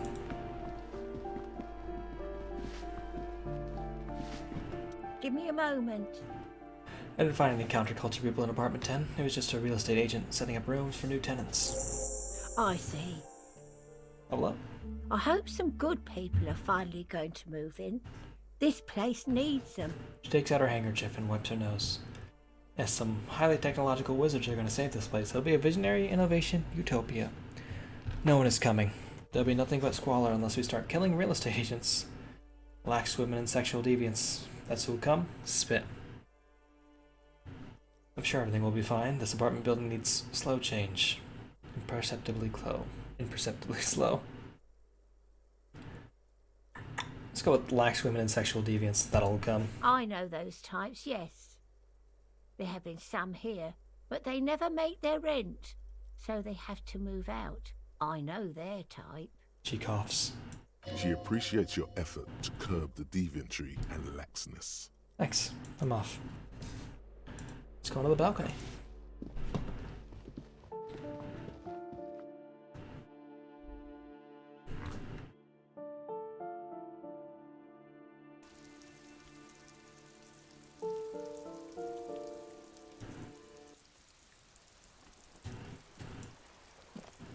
Well then. Looks like we found your soups. Ooh, the piggies have learned how to saunter up staircases. I didn't think you could do that with hooves. But here you are. That's right, we've evolved. You're in trouble now, little lady. We cops don't like closed doors on unreachable perches or people having high ground on us. That's right, we're evolved. Yeah, I can see that. Cool mutations. She crosses her arms. That smell coming from her paint bucket. It's not paint. It's heavy fuel oil. Is that heavy fuel oil? Red-dyed heavy fuel oil, intended for exclusive use in government vehicles, to be precise. He says, studying the contents of City's bucket. What did you think I was using? Aquarels? Sucked it out of a cop's fuel tank myself. Back in Jamrock. Ah. She really did it. She's proud of it too. Fumes are bad for you. Okay. Something to think about next time you're driving around in your pretty little piggy carriage. Ah, catch you later then, Cindy. Where'd this go?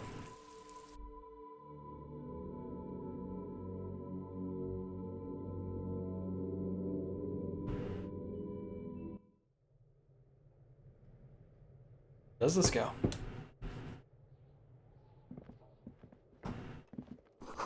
Someone's been sleeping here recently. There's a soot ash cat. Or a soot cat. On the chair. On the pillow. Enough coal to last for several winters. Smells of chemicals. What's in here? Poor Lohoma's laborer jeans. +1 to electric registry. -1 to everything else. $5. Oh yeah, that's the most surprising thing in here. Why was there $5 in the coal burning furnace? That's what it's called. Coal furnace.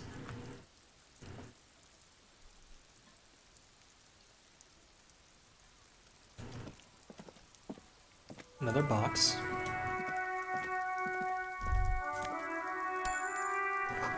Above tarps flap in the wind. Forgotten hammers and nails rust. The door's locked. You can't get in. Shame.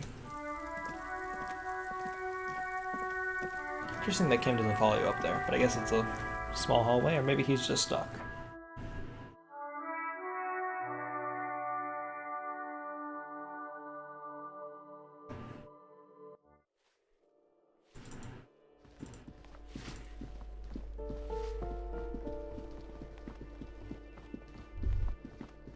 That isn't just a five-pointed star. It's an inverted white pentagram cradled in a wreath of antlers. The iconography of communism, in other words. Inspect the symbol closer. The star and antlers was developed in the 6th decade of the last century and quickly adopted by Mezov and the communards during the revolution. I learned that in that book. Even today, half a century after, the star and antlers retains the ability to evoke hope, disappointment, and fear in equal measure. Why is the star upside down? To symbolize the toppling of the old order. Also, some social democrats were already using it. Why white? Because white is the color of peace. What does it evoke in me? Gone. Gone is the glory of hope. Only the scribblings of impoverished students remain in dirty hallways. Love to hear that. Oh, let's go upstairs then.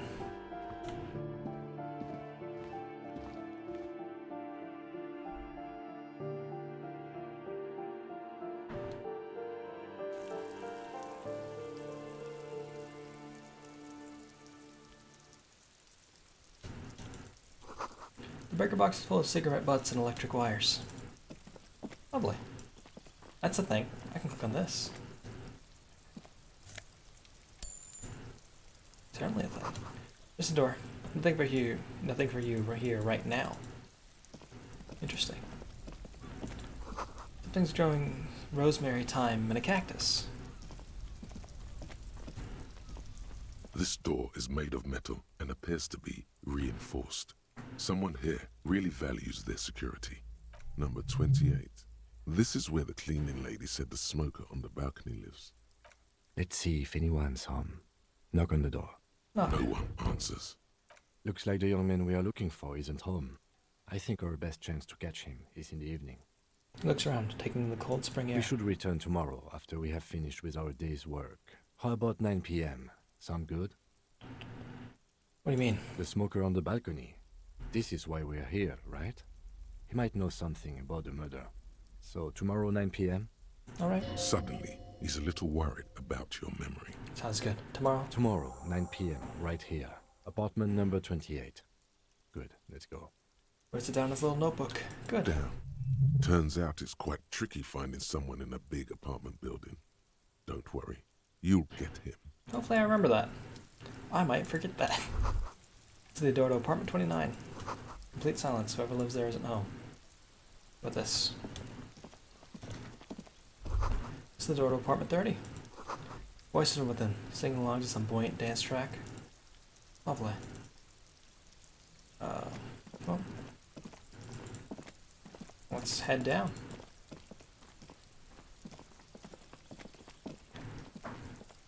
There's an exit in the building. As you get closer to the lady on the boat, we need to go talk to.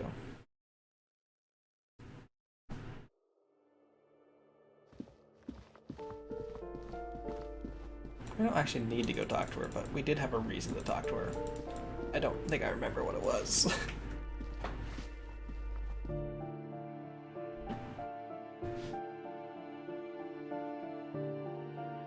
I still haven't investigated the drug stuff, so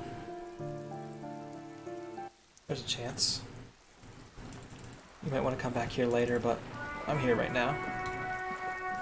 It's not too out of the way to come back here again later.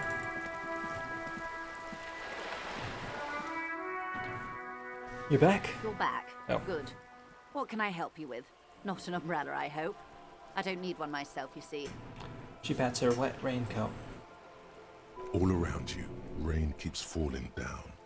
On the wooden boards she's standing on, and on the water around you. Neither do I. Pat your similarly wet cloak. Very rugged. Good choice. Now, I suspect you had questions. Nothing like talking to pass a rainy day. Am I right? By the way, I've talked to Everett Clare. You have. And how did you like Mr. Clare? She smiles carefully. Finally, time to choose sides. I didn't. He's a beautiful man, beautiful and just. Everett Clare is a hero of the workers' movement. He's a champion I've sworn fealty to. He's a bloated rainbow socialist. I can do business with him. For a socialist, he's reasonable. He's not a champion I've chosen. I wish to swear fealty to you in the cause of capital. It's not important. If I liked him, I was doing my job. Of course, Detective. Excuse me for implying otherwise. The RCM does not pick sides in this. I hope it doesn't come off any other way. Of course. And I don't expect you to share anything he told you with me. I'm not a corrupt verm myself. She turns to you. However, if you felt like discussing something, how Continue. could I stop you? Are we not human? Are we not curious to hear another person's take? It's only natural. We would only be gossiping. She smiles. Tell her she'll like you for it. Yes, your disgusting necktie agrees completely. Let's gossip. The money you gave me, would that make things weird if I shared information? I mean, Weird? Oh no. One of the positive things to come from the revolution is the unhindered exchange of information, you see, even when it comes to trade secrets. it's interesting that the necktie only talks when I'm talking to her, truly. Which isn't to suggest our talks constitute corporate espionage. Even if they did, it would be fine. But they don't, since you logged the money as a donation, and this is clearly just gossip between friends. Mr. Everett is helping me find my gun. Oh. That's so helpful of him. Her eyes become large and The round. lieutenant looks at you, and you can swear his jaw muscle is trembling. When I said be wacky, I didn't mean wildly, grossly irresponsible and damaging to the RCM. Well, you know, you get what you get. Unconventional police officers sometimes lose their guns. They then go around and tell people about this to gauge their reactions. It's all part of detecting. Incredible. Simply incredible. And how is it going? Has this detecting produced a gun? Mr. Everett says it's almost ready to be found soon. Did he now? Well, then it should be any day now. Unless, of course, he's lying to you. Anyway, was there anything else you've heard? I'd rather talk about something else for now, if you don't mind. Of course, Detective. Should something come up later, down the road, don't be afraid to drop by for a chat. Until then, is there anything I can help you with? You seem smart. I need someone to give me a lowdown on this reality we're in. This reality? She pulls her head closer to around her neck. No time to explain. Just give me the lowdown. No, but please. A little context. We're not in such a hurry. It's related to that medical episode. I've been having trouble remembering even the most basic terms of reality. Ah, yes. The episode. Sounds like an acute case of encephalopathy, now that I think of it. Does it? Don't be phased, madame. He functions perfectly well. He only needs a lowdown on all of reality. We may be here a while then. Ask away, officer. I'll help however I can. She takes a long sip of tea. All right, we're in. I know these all look good, but begin with the first, okay? Where are we? We're in Martinez, baby.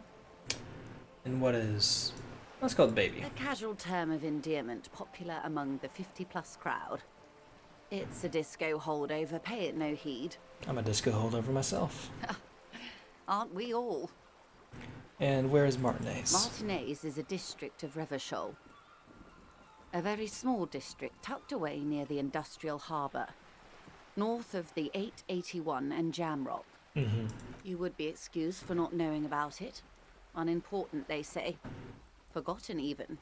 Shelled to smithereens during the Revolution. She shrugs. It has its charms, just not this time of year. Tell me about Martinez. I'm not a good ambassador. I've only been here once before. as a teenager. Not a lot has changed. She closes her eyes. There are ruins, a terminal, fishing boats, reeds, boys with boxy shoulders. As I told you, Martinez used to be a province, a workers' resort before the city swallowed it and the artillery did its part.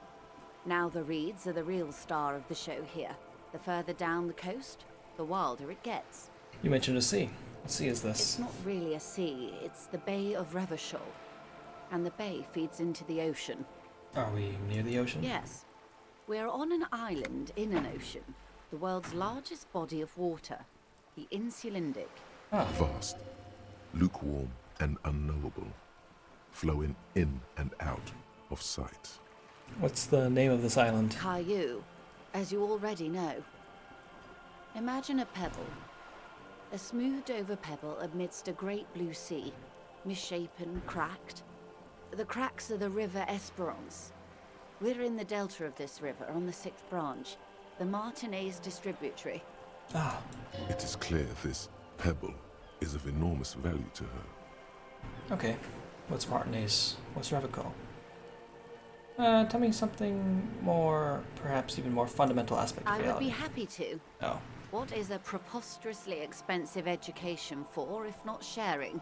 Okay, let's go back to the We're other in one. Martinez. Martinez, you would be excused for not knowing about it. Okay, what's Unimportant, Martinez? they What's say. Revachol? Revachol? Revachol is what you call a city. And what kind of city is Revachol? The great kind. Oh. As if it's self-explanatory, beyond patriotism, a fact. What makes Revachol so great? History detective. They built this city to resolve history. Our part in it, at least. Our centuries. Okay, who built the city? The nations of the Occident, or migrant workers from Seminine and Ile Marat, depending on your creed. When was Revachol built? In the DeLorean century. 380 years ago. And why will it resolve history? They say it's where the terrible questions of our time will be answered. The tensions are highest, the fault lines deepest. Oh. By that I mean conflicts. Ideological conflicts. The stuff of men. Why here? We are standing on a fertile, self-sufficient island able to sustain up to 200 million people in the middle of the Insulindic Ocean, the world's connective tissue. She It's where the smiles. money is. We're pretty much at the center of the world. Oh, we're quite a way off. Oh. About She points across the water where the skyscrapers rise. 22 kilometers from the center of the world. That soldering iron is the bank of the world building. That's not that The far bottom away. floors are Insiacom. Coalition government, Insulindian Mission Command. Look to the sea. Silence. She lowers her hand. The water, the light. It's as though you're seeing it for the first time. There is no recognition, only the immensity of the sea and the cold radiating from it. Say nothing. Observe the large body of water, swelling. Cold. She observes your eyes scanning the horizon, then breaks the silence, slowly. This is one thought you need to complete. Where are you? Was there something else you wanted to know? I remember something about a lowdown. This has been informative. Thank you, ma'am. I'm sure my memory-impaired partner has many more questions to ask, about even more fundamental aspects of reality. Might I suggest not asking them all right now? Messier will be here later too, and tomorrow. Isn't that true, ma'am? Absolutely. My commitment here is long-term. I want to be lazy if I don't do it all now. Of course not. You are already diligent for getting this far, and diligent boys remember where they left off. Indeed. I'm Okay. always at your service. Let's try this one. What is... think of something close to you. 6 kilometers southwest, in the Valley of Dogs, Junior Officer Chad Tilbrook takes aim at a rabid black dog licking its wounds in the grass. To his left, his partner, Emil Mullins, whispers, "You heard what happened to Tequila Sunset in Martinez?" "Yes, he lost his mind," Tilbrook answers, fingers on the trigger. Don't worry, ML. He pulls it out slowly. Slowly now. He'll find it again. We always do. What am I? You? You're an officer of the RCM. The Revachol Citizens Militia? Preciso mundo. Good, and what is that? Nothing more nor less than the de facto law enforcement body of post-revolutionary Revachol, Detective. Sounds lovely. Yes, we are the Revachol Citizens Militia. You said de facto? Yes, that means not de jure. The RCM acts in what is poetically called the twilight of international law, both at the behest of the coalition government and to its chagrin. What do you mean? The RCM's responsibilities are defined by the Emergency, Wayfarer and Aliments Acts, 3 pieces of legislation keeping the city in a, let's be honest, laissez-faire stasis to the benefit of foreign capital. All 3 are good to know when we are out policing. So I'm basically a lackey of capital. There's nothing basic about your role, Detective. It's true that the RCM keeps everything the way our seemingly permanent provisional rulers like it. She leans in. Yet, on the other hand, I know these people. I deal with them daily. Let me tell you, dear, they are not fans of you. Why? The post-revolutionary decade was a disaster for the coalition government.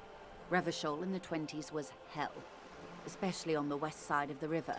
Gang warfare, a botched privatization scheme, a nuclear pile meltdown. They called it the international zone because no nation wanted to claim responsibility. The RCM restored peace where the coalition failed. A true blue citizens' initiative. She smiles. They will never forgive you. That's somewhat of an exaggeration. In reality, ours is a mutually beneficial arrangement. Revacholians get to keep the peace in Revachol, and the coalition doesn't have to worry about it. Coughs. Anyway, sorry to intrude. Please continue. Yes, Lieutenant. Permit me to conclude with this. Who you are, to me, is the police. The only legitimate law enforcement authority in Revachol. Thank you, ma'am. And if those authorities drink so hard they need help recalling the basic terms of reality, well, I'm here to help. What is... reach for something fundamental?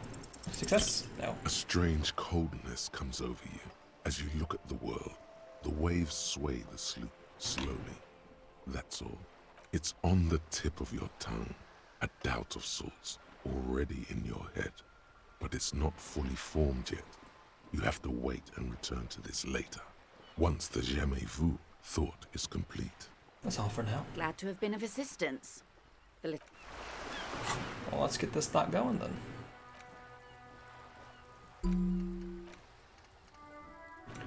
Jamais vu.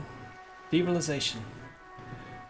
Revachol Special Administration Region, Laikaiu, the Insulindian Ocean, Coalition Government, Insulindian Mission Command. Name after name. None of them is familiar. They seem real, but something is wrong. You feel like a kid looking at stickers in the fridge. Truvant, the Apricot Company. World Games 34. You can almost see your hand reaching out for them. Scratch at the corners, see if they peel loose. This feels like the most important of all the thoughts, the one you truly must complete. Well, then I'll do it. And Kim asked me to come back later, and I will, because he's my partner. And we gotta have a, two-way street of trust.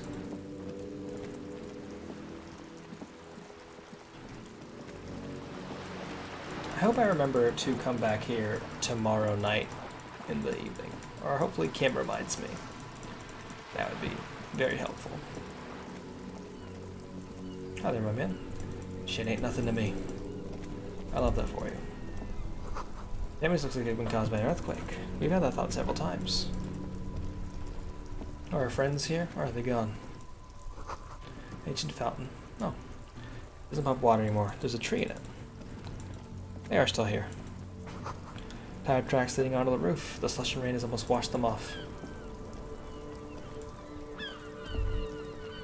You're the youngest man I know, Renee. What can I just had a thought here. The spirited chirps and clicks of swallows fill the air. We are still waiting for a replacement for the bull you sent sinking. Renee, I found your card booth. Yes. The Debardeurs Union pays me to stand vigil during the night. Not out of any political allegiance, mind you. He looks down. I'm an old man. Don't sleep more than a few hours every night anyway, and money is tight. He adds with a slight sigh. He feels like he has to justify himself for some reason. You must have seen something on the night of the murder. Your booth looks right into the yard. Yes, it does. Unfortunately, I wasn't working that night. Been on a 2-week leave since last Monday. Why were you on leave? It's a private matter. He says with dignity. Nothing to do with your investigation. Alright. You see, officer, René is the kind of man would rather die than admit he needs medical assistance or, God forbid, sick it. A real man's man is just gonna ride it out. Hey, that's who you want to be, go for I'm it. fine, goddammit. Mind your own business. It's nothing. Just got to cut back on coffee. The outburst makes him clutch his own chest. It's his heart. So, who was working your shift that night? No one. The boss has been on man since last Monday. He looks suddenly very old There's and no other tired. guard. It's just me. Oh. No one has been guarding the container yard since last Monday. Yes. He nods before hesitantly continuing. It's not actually an issue. I mean... Look, officer. The container yard doesn't actually need a guardsman. Never had one before René. Monsieur Claire had that booth built specially for him. It's mostly decorative. Mostly decorative? The possibility of someone being in there is enough to discourage any ill-minded individuals. He tries to argue. Evrard created this job for René because he knows the Royal Carabiniers' pension of honor and PTSD isn't something a man can live off. A decorated Kingsman collecting tear reflects bad on the whole neighborhood. His words. Everett gets it. Big guys looking after the small and everyone working together. I love it. Can we conclude the topic of my guard booth now? I saw a picture in there. You were in it. You looked happy. Who's the girl? She is nobody. His features stiffen None as he of gets a your cold concern, look. and I refuse to discuss my private affairs with the RCM. Alright. The lady is Jeanne-Marie Beaulieu, and she sure as hell wasn't a nobody. Got it. Thank you. Yes, yes. Like I said, I would be up anyway, so might as well keep an eye out. It keeps my senses sharp. What is it about this old soldier that makes him so proud? I'm probably gonna fail this one. I took damage for it. All you see is an old soldier refusing to replace his uniform with a civilian. Anything else I can assist you with, officer? One day. I gotta go plug in my laptop to make sure it doesn't die. Give me a second, y'all. Sorry about that.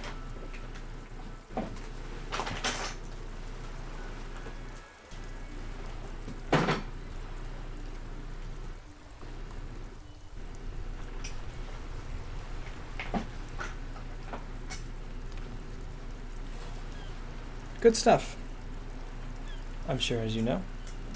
Let me go turn off that fan, too. It's kind of obnoxious.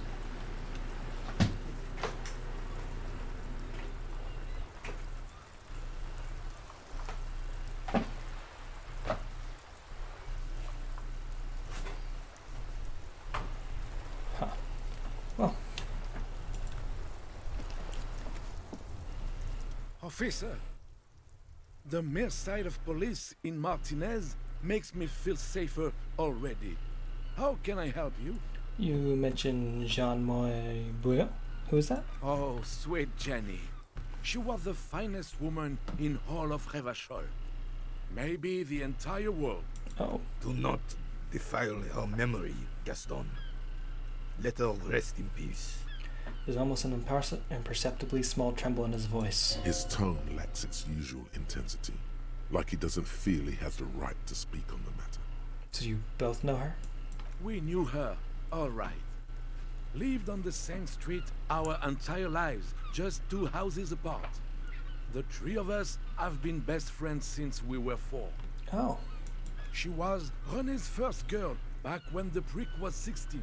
He looks at the They carabiner. were courting till he decided he'd rather die for some great ideal than just be happy. He looks at the carabiner, almost grantly. And then you stole her from me. He jerks forward, but then grabs his chest and stops. Don't intervene. Well, technically, you stole her from me. because we'd been pretty close ever since you two had that falling out over the ink you spilled over her pretty yellow dress. Continue. We were just boys then. This was different. You. The tall veteran looks at you and nods. No point starting this all over again. For the 1000th and the first time. Especially when we have company. He turns to you. What happened to her? She died of pneumonia 2 winters ago. It was a quiet passage. Peaceful. He smiles faintly. René and I were both by her bedside when she... He pauses, searching for the right word.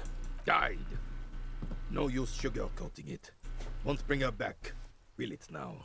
Well. Departed. Until the very end she couldn't decide between us. The most indecisive woman I've ever met. His partner finishes the sentence and then chuckles.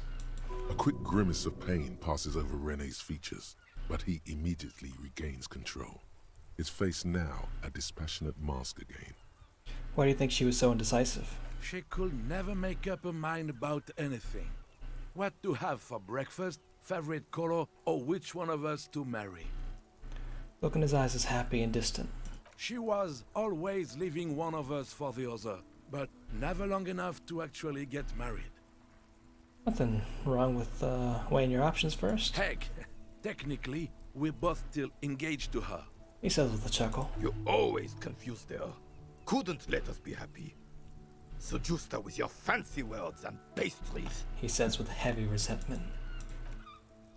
Thanks for sharing. Of course, officer. Memories are all we have left. Huh. Is this going to be a better chance to learn about you, my man? Vigilance officer, what can this old carabinier do for you? I understand Jean-Marie meant a lot to you. There's nothing for you to understand here. It is not her death you are investigating. Where was the photo of you two taken? Revachol Fair 91 in the Faubourg district. A parade was held to honor Guillaume Le Lion's name day, and the Carabiniers marched in the place of honor. His eyes turned to the sea. You looked happy in the picture. You were smiling. This was the happiest day of my life. This is said in such a matter-of-fact tone, it leaves no room for doubt. What happened with you, Gaston and Jean-Marie? I was 22 when I returned from King Guillaume's Akira operation in the south and found my sweetheart in the arms of this wretch. Oh. I won her back, but while I was dealing with some issues... He gives Gaston a hateful look. You were like a dark cloud sucking the joy out of every living thing around you. And you... He quickly glances at you. Hurt her. Me? Dark cloud. That sounds unpleasantly familiar. It does. I... Looks down at his boots, lips moving, but the words are inaudible. Those days and memories are gone. He nods and looks René with something resembling compassion. The old soldier says nothing, but when his glance quickly runs over Gaston's face, there's an odd look in his eyes. Thank you for your time. Autosave. What is this? There. Working class drunk. You know what this means, right? Case solved? Cracked it. All in a good day's work. What did I crack exactly? What do you mean, what did I crack? Look at how working class that drunk is. It's your husband. It's the missing husband. Yes, and you found him. Now go and tell the working class woman. Protect and serve, recruit. This doesn't add up. I'm only making a fool of Do myself. marriages make any sense? Does honor? You're not a filthy philosopher. You're an officer of law. It's time to ace this case and not brood over your reputation. We can deal with the perception management later. Give me the champagne. I'm going There's in. no need for champagne when there's honor, recruit. Go and tell the working class woman what you found right now. All right. This seems like a bad idea, but that's what my mind's telling me to do. Seems like a bad enough idea that I might accidentally die, so let's save.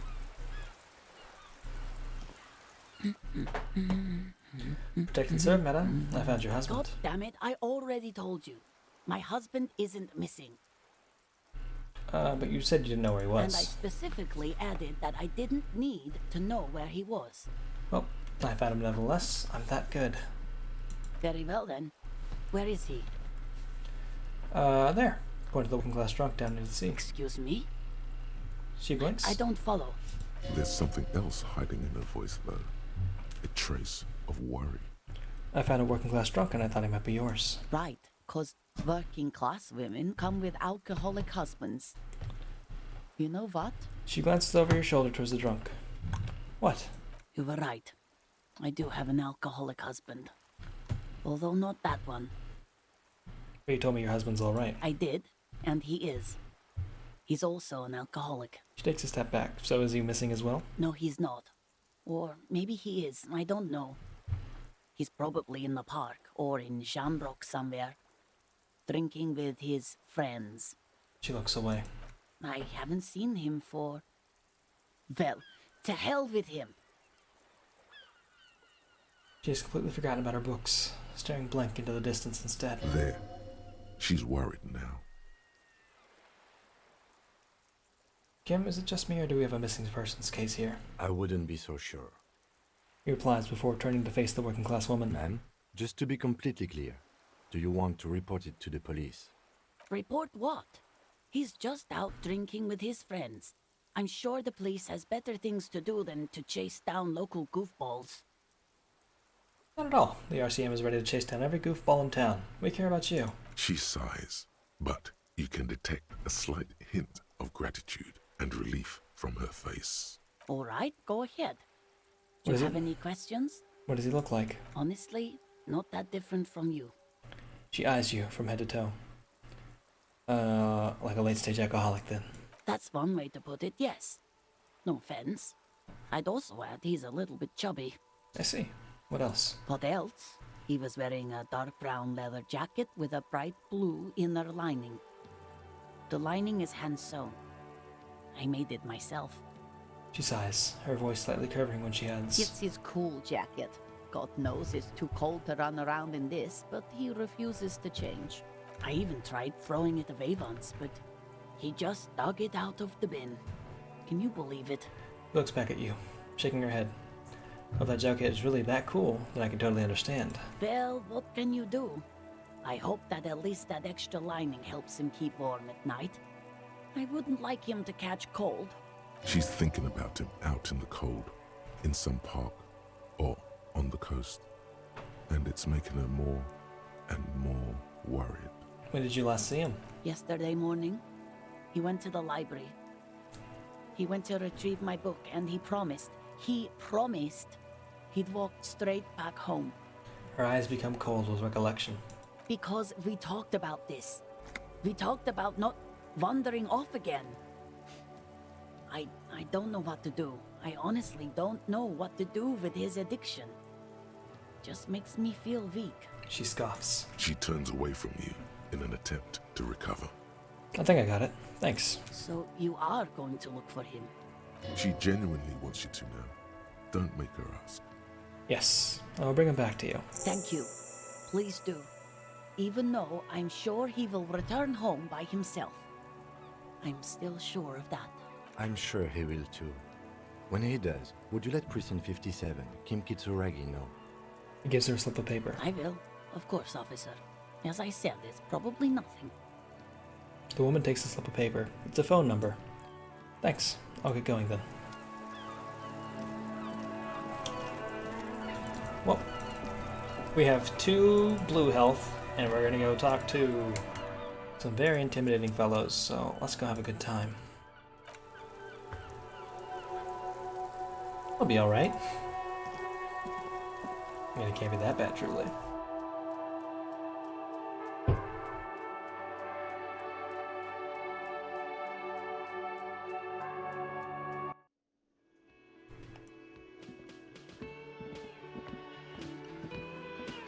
Let me handle this. The woman says to the crowd in the mess hall before turning to you. Detective disorientated. Are you still wondering where you are? This is Martinez, in case you've forgotten. She smiles coldly. I advise you not to overstay your welcome. You lied to me. You're not a gardener. That's right. I am not a gardener, I'm a legal counselor for the Dock Workers Union. She crosses her arms. So let's get to it. You're looking for Titus Hardy? You think he has information that will help you? Maybe he does. She points to the man on her right. That's Titus. Talk to him. But know this. I'll be keeping an eye on you. No strong arming. Nothing official. The District of Martinez does not recognize your authority to make arrests. It doesn't matter if you recognize our authority. We will make an arrest if we have to. She says nothing. Her glare speaks for her. You're sure Easilio mentioned something about a lawyer, Elizabeth someone, but you're too dumb to remember what it was. Ain't that the way of it sometimes? What's your role in all this? Like I already told you, I'm a legal counselor. Do you have hearing problems? She crosses her arms. What if I want to talk to you and not Titus? What you want is of no significance, officer. Don't test your authority. In Martinez, you are no one. Well, that's not really a change of pace for me. I saw what you were thinking. You want to say, what are you going to do to me? Don't. Just because it's in your head doesn't mean you have to say it. I should talk to Titus then. The other chat options were not great. It's a bowl. They're spitting it, making of tobacco.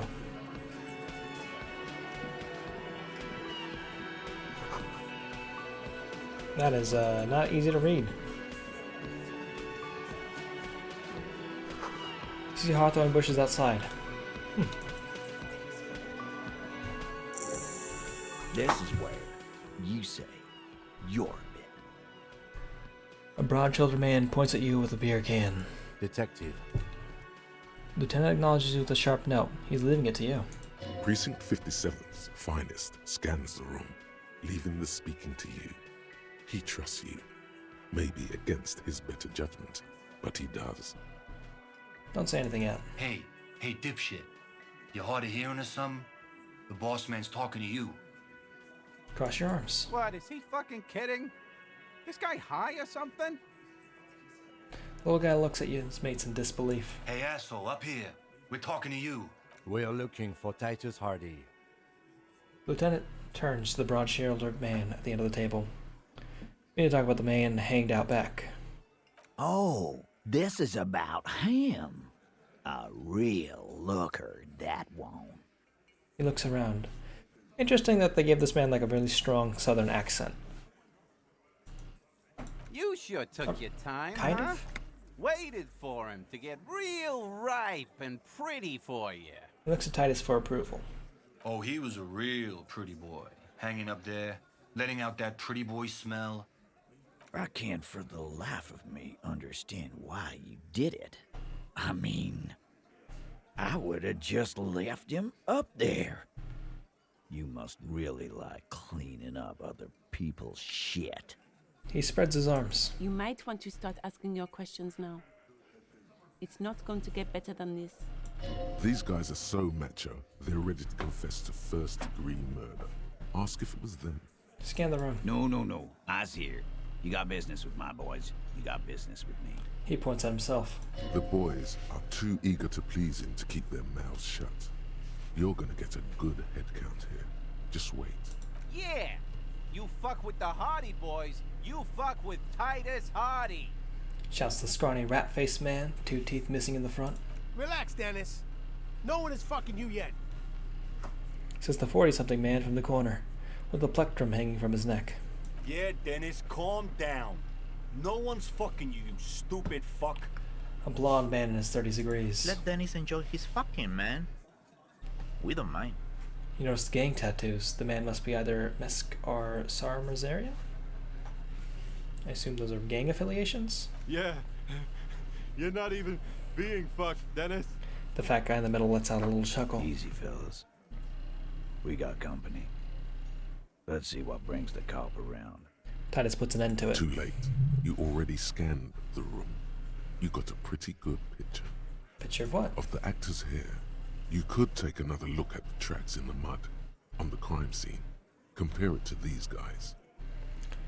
The man hanged in the backyard. Did you do it? The pretty boy. You guys really love talking about that pretty boy. I do. Funny. But my partner and I have a serious matter to discuss with you. Lieutenant says without a smile.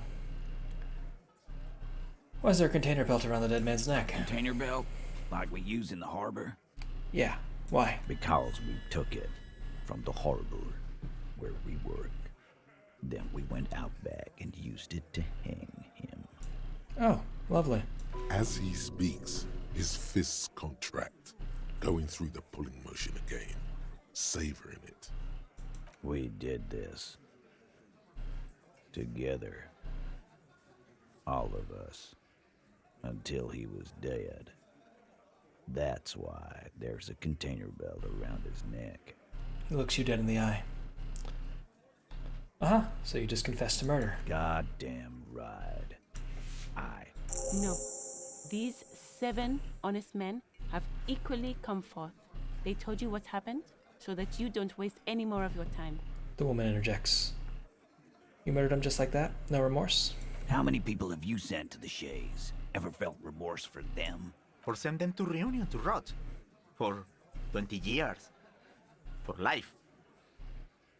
He says it as if it were worse than dying. Look, I'm just doing my job, that's all. What we do is different. We enforce the law, you just kill people like it's nothing. Honestly, I drink so much I can't remember anyone I've sent behind bars. But you see, a lawman, is something people agree upon. And here in Martinez, we agreed that this man had to die. He says, squeezing his beer can. Who called the shots that night? Are you deaf? There will be no singling anyone out. You can't arrest a Hardy Boy without arresting all Hardy Boys. Do you think you could do that? Do you think you could arrest them all? A shadow of a smirk passes her lips as she tilts her head.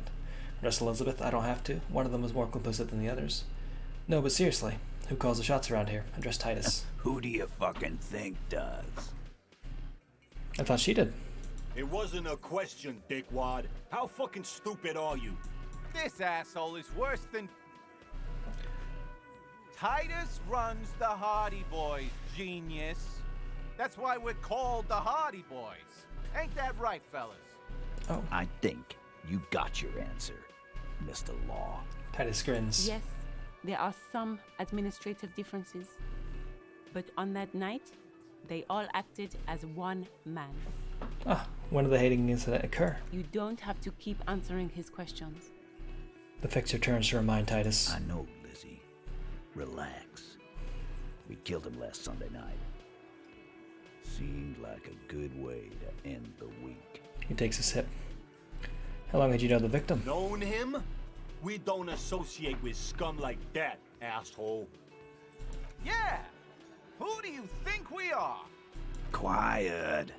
He came around about 3 weeks ago when that Pines cow first sailed into town. Happy?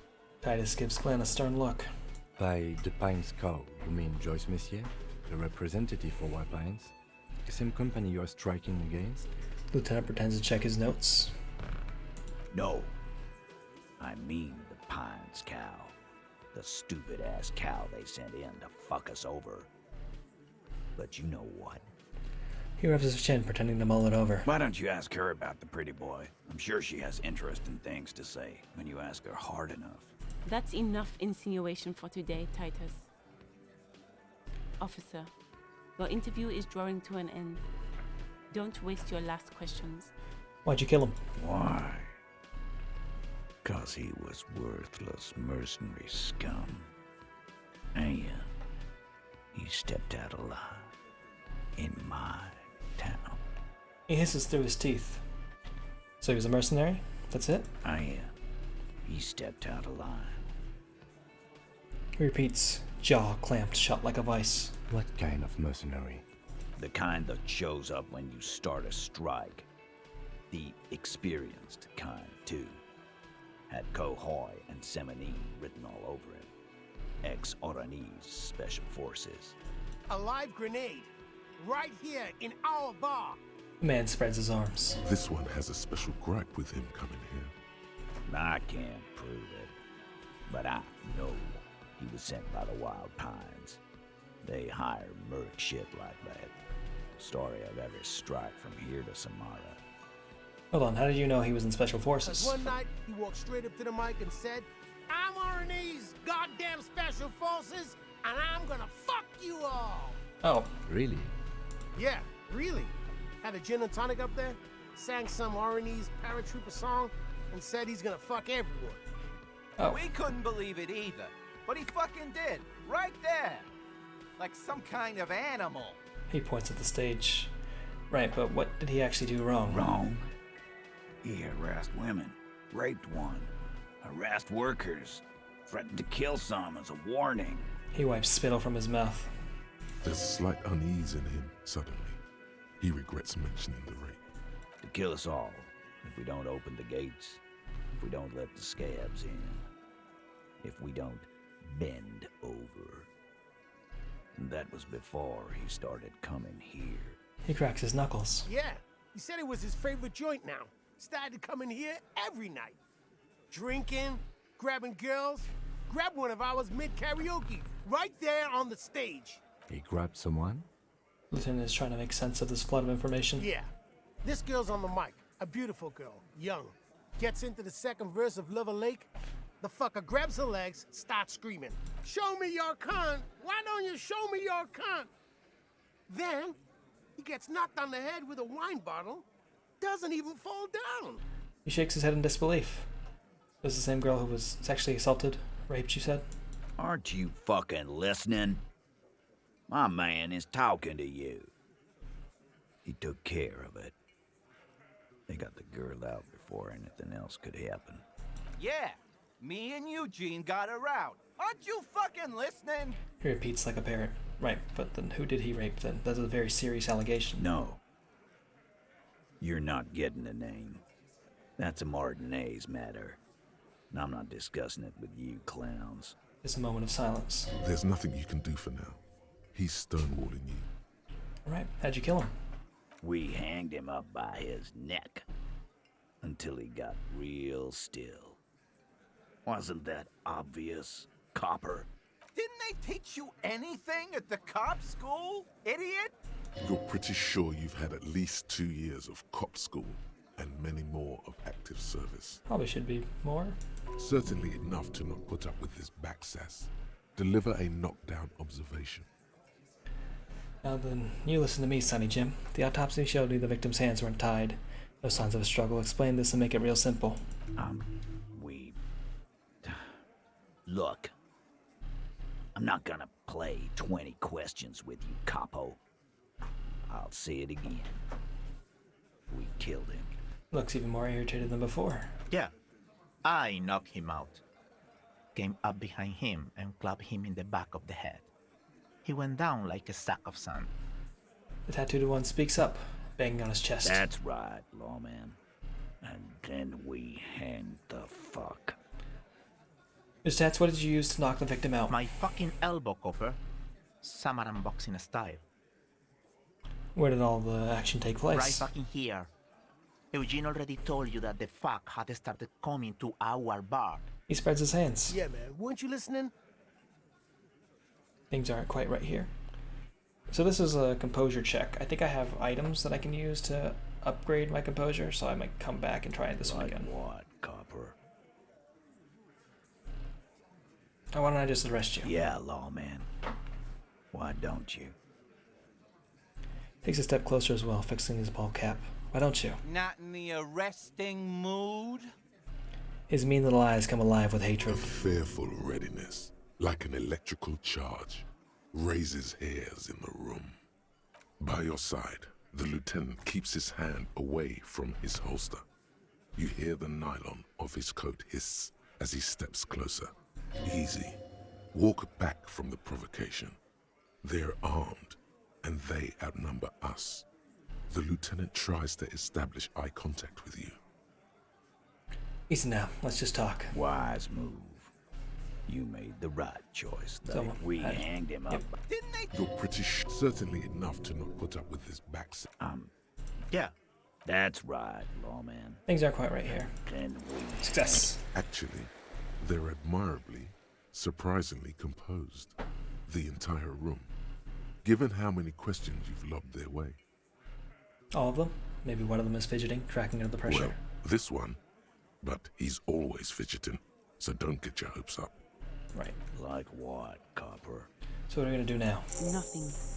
Your investigation here is done. Leave Martinez, go back to your stations where you belong. I think we're going to stick around, thanks. Some things don't add up here, Titus. Lieutenant closes his notebook. I've done this job for long enough to know that people don't just confess to first-degree murder. Even if it is a group responsibility. We're going to look into this. Good luck with that. You've heard everything a rent-a-cop is gonna hear from us. Real law officials. You're lucky you didn't get a beating. Rent-a-cop? So that's what this is about. He doesn't see you as his equals. Forget about their games. You've mapped out the characters. Reading the footprints in the yard should be easier now. We'll talk about the... Let's try this. I assume I'm going to lose some health for this, but... Establish authority. Yes. Authority. Feverish thoughts race through your mind. That's it? First you tell me someone's been raped and then you don't say who. That's bullshit. Stomp your feet. I'm the one who keeps I'm the only thing keeping this town from going to hell and you're not helping. Point your finger. Turn to the lieutenant. Kim, I need your gun. No, that's it. That's all I've got. Did you already try the gun thing? I hear the gun thing is excellent and has great results. You're probably right. The others are only there for filler. To make the gun thing pop. Stop shitting your pants. You don't need to know, all right? We took care of it. The law handled it, all right? Yeah. Aren't you listening? It's done. Finito. You're not the law, I'm the law. For God's sake, stop shouting!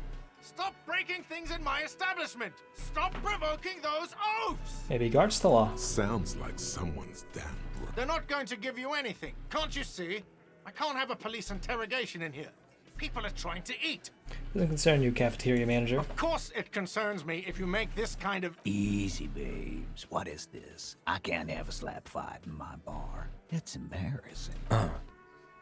We are deep in Far's territory. We need to cool off and re-engage later. Everyone can see you picked some wrong options. Next time you have to come up with better things to say. Well, you got it. Lonesome. Long way home. Here we go. Home awaits. Walk past Station 41 and through the market, past the Boogie Street spearhead to the other side of the lake, the frozen eye at the center of the district. Then past the video rental store on the corner. There, at the end of a street lined with pine trees, a small house no larger than a matchbox. 11 Voyager Road. You no longer live there. Those times are gone. And so are those people. Why did you come here? Why are you still here? And where's the dealer? You have to get back to work. That's all you have now. Learning cap for perception raised to 5. Speed gives you +1 psi. Interesting.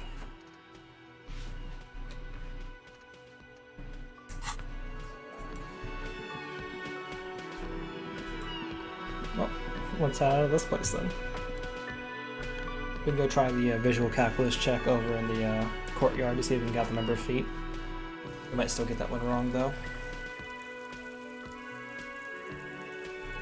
I was trying to decide if I want to go into the bookstore just yet or go and try and look over at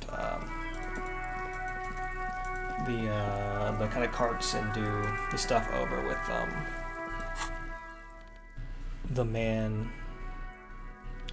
the phone and finish up. I probably should go finish up that task with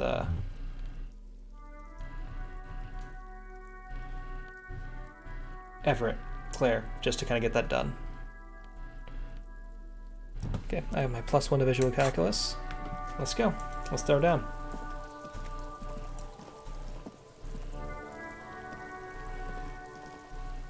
There are several footprints in the mud, left by work boots. Anywhere from 6 to 12 pairs have walked here. Get an exact count. 8 pairs of boots have shuffled back and forth in the mud. Where else have we seen a gang of men in work boots? That's right. the hardy boys in the mess hall of whirling in rags. Go over them, one by one. 1. Standard work boot. Steel reinforced toes. Number 46. Just like Titus was wearing in his booth. This is the big dick. Titus Hardy. The one with the bald cap on his head. Interesting. Is it? They didn't even bother to change boots. Putting them on the scene is easy. Maybe even too easy. Continue counting. 2. Standard work boot. Steel reinforced toes. Number 44. Either the blonde muscular guy, Glenn, or the young guy with a plectrum around his neck. 3. Hobnailed work boot. Steel reinforced toes. Number 43. The inked banger, perhaps. 4. Standard work boot. Number 45 or 46. Theo, the old smoker. You think you even see a tiny fleck of cigarette ash inside the print. What else? 5. Another standard work boot. Reinforced toes. Number 44. Same as before. Either the musician, Eugene, or the muscle-bound blonde, Glenn. 6. Light as air. Same make of boot. But number 41. Small like a rat. Shanky. I should have gotten this earlier. Better late than never, detective. The whole world is dark and the tracks burn in it with strange beauty. Count the rest. 7. The glowing outline of a standard work boot. Number 46. The imprints are twice as deep as the others. The weight exceeds 200 kilograms. Fat Angus. Carrying something? And the last one? 8.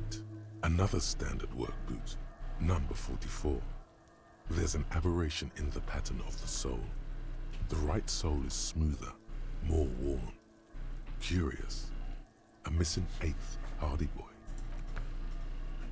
7 sets of tracks, right? The Lieutenant's- Hardy Boys were here. Lieutenant's been tracking your eye's movements. 8, actually. That's all? Interesting. Then one of them seems to be missing. Anything else out of the ordinary? A leader like Titus doesn't let one of his guys out of sight easily, especially at a time like this. Point. Light step number 1. I'm guessing that's the skinny Hardy boy. The one with his front teeth missing. You mean the rat-faced one? Yes, well, he did look a bit like a rat. You're right. Do you think those prints belong to him? Let's go double check. That was 41. Oh, I can't go higher up. Yeah. I could still be wrong, but I'm probably not. A heavy one? 200 kilogram imprint? 200? This could be the combined weight of 2 people, one carrying the other who's tied up. Let's say a heavily built worker carrying a similarly built armored man. Maybe it was a fat Hardy boy, the one sitting in the middle.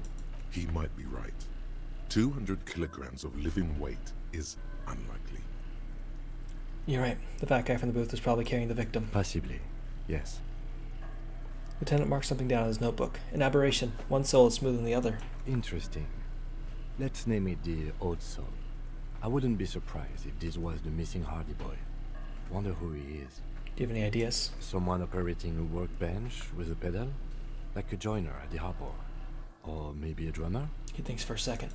He regrets it the moment he says it. Don't say anything. Just nod. I don't know why I said that. We are not looking for a drummer. We are looking for a group of dock workers. The lieutenant clearly appreciates the chance to clear up the drummer issue himself. Perhaps it could be a driver.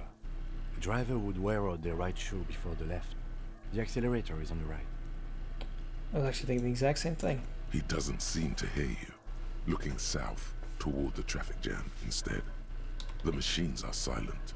The engines are all turned off. We should keep our eyes open around the traffic jam. See whether anyone strikes out as a potential suspect. Yes. Seems prudent, no? Yes, prudent. Mm-hmm. How old do you think these tracks are? A week, maybe?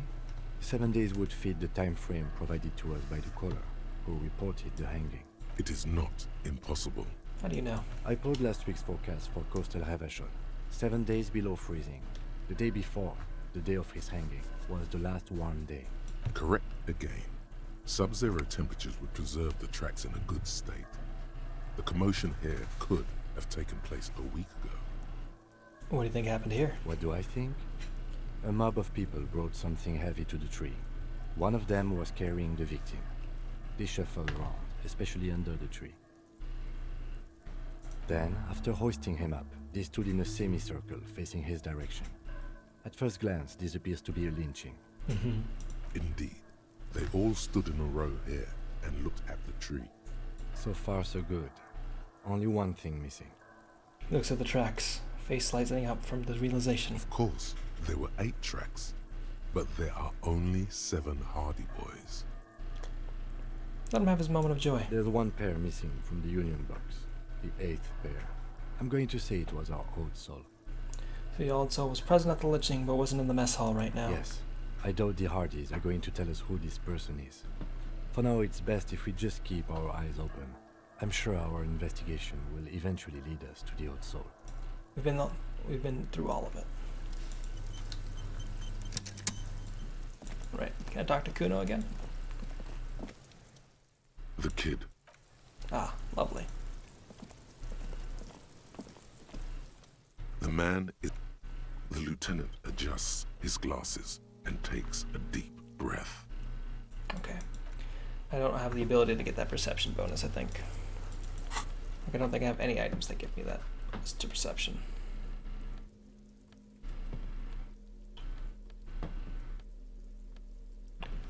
Yeah. And I have a minus... Oh, I don't have a -1 to perception. Interesting. Thought I did. Let's check in here. In cash. 20 cents. Love to see that. An inconspicuous pile of the roofing material.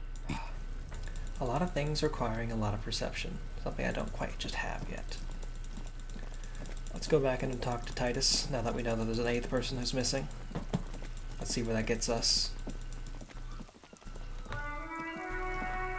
I don't think it'll get us past what we need to gain Titus's respect, I guess. But we'll at least get a better gauge of where we are with him.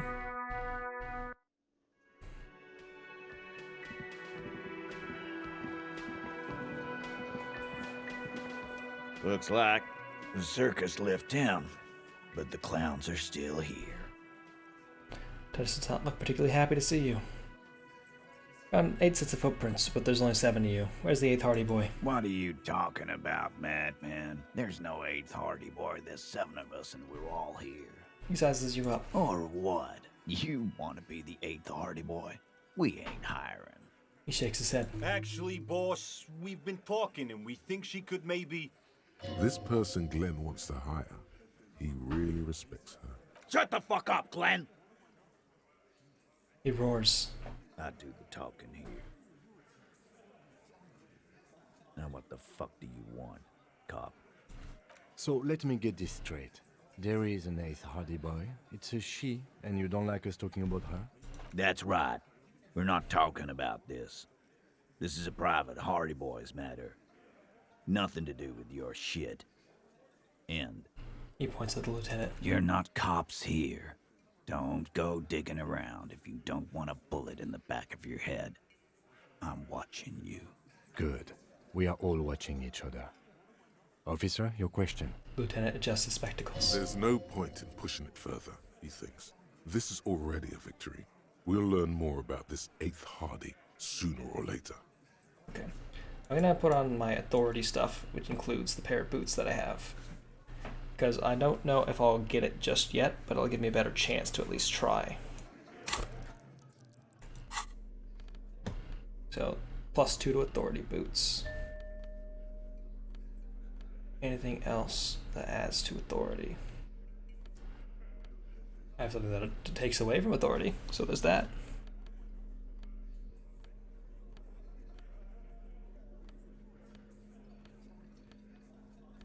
Alright.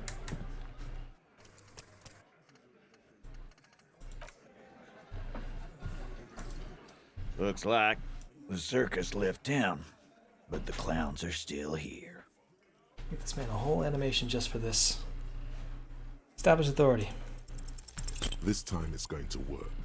You already ruled out the first bad option that didn't. I'm the only one here keeping this town from going to hell, and you're not helping. Put your finger. And what exactly is it you've been doing that's so goddamn special? Shitting yourself in front of us. Going around, harassing kids on the street. Kids who've done nothing wrong. He leans in. All the while talking racist shit. Don't think we are watching fascia.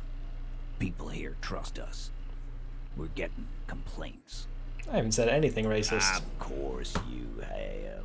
You've been calling people Kip left and right, inciting race violence in my town. That's just a lie. Kylie said they've been trying to set up a race rally, whatever the fuck that means. Trying to get the Kips out of Revachol before the economy goes to shit.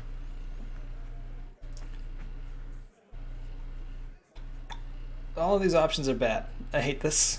That's a lie. There's no race rally. Sure there is. Kylie said they're bulk purchasing confetti, ribbons too, and loudspeakers, and fireworks. Kylie works at the carnival shop, you see. Get the fuck out of here, you racist carny.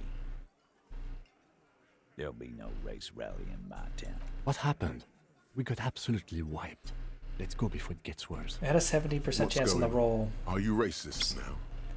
Is the rally real? Please don't.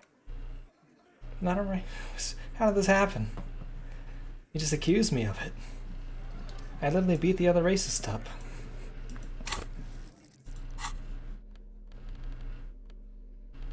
Let's put our fun shoes back on.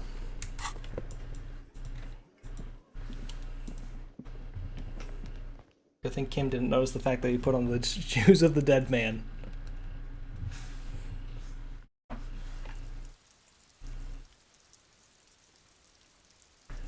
Our perception's really bad, but I really want to make that check.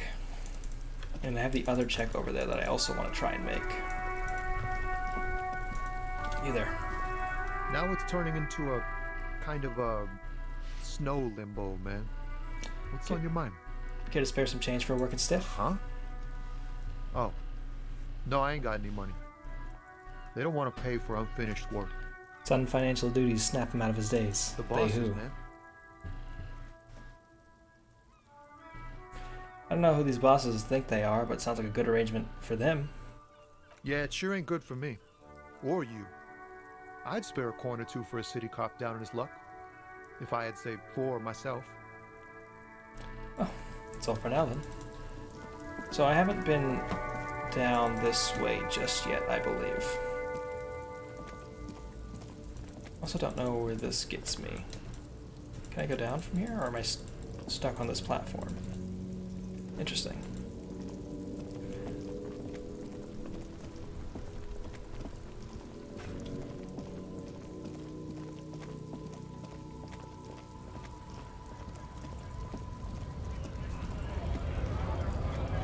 Let's go back up here.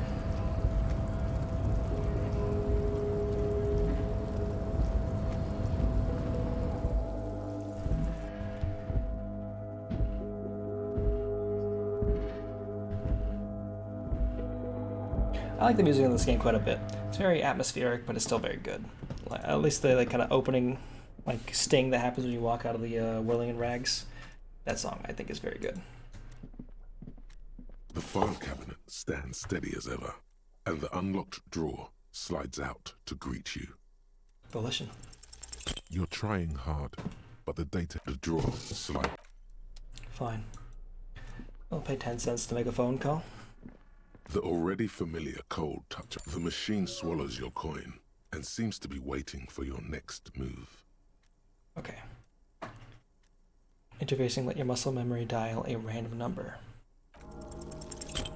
I messed up. It's unclear whether you actually have muscle memory.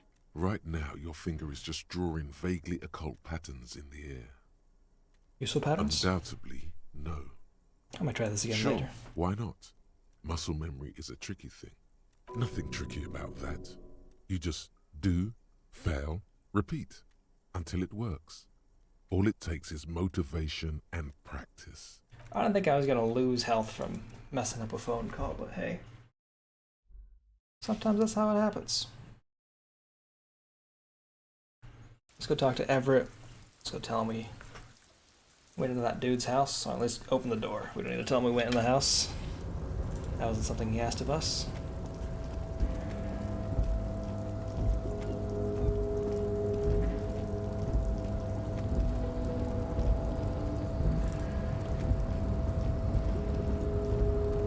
The thing about this part is it's just a long walk to get to Everett. I'm not a fan of that.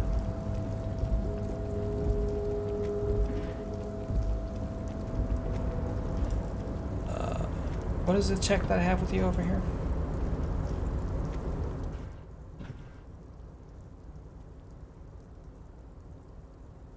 Oh hey mister, I knew you'd be back to talk with old Leo here. Yes I did. It's like old Lady Litch when she opened up a bathhouse in the basement of my apartment building. They can only get so far before they're aching to get back. A lot of folks really did keep coming back. I had some questions for you if that's not too much trouble. I don't want to ask him to keep his greeting short because I think he likes it. No trouble at all, mister. No trouble at all. It's like that old saying goes. Wisdom withers. Oh, that one. That should be empty as far as I know. Oh, I'm just Here it making is. some covers for them containers here. Yeah, I'm not going to get Sure, that anytime mister. soon.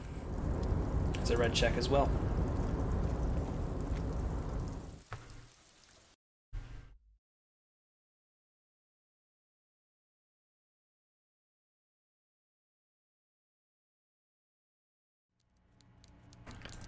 Everett?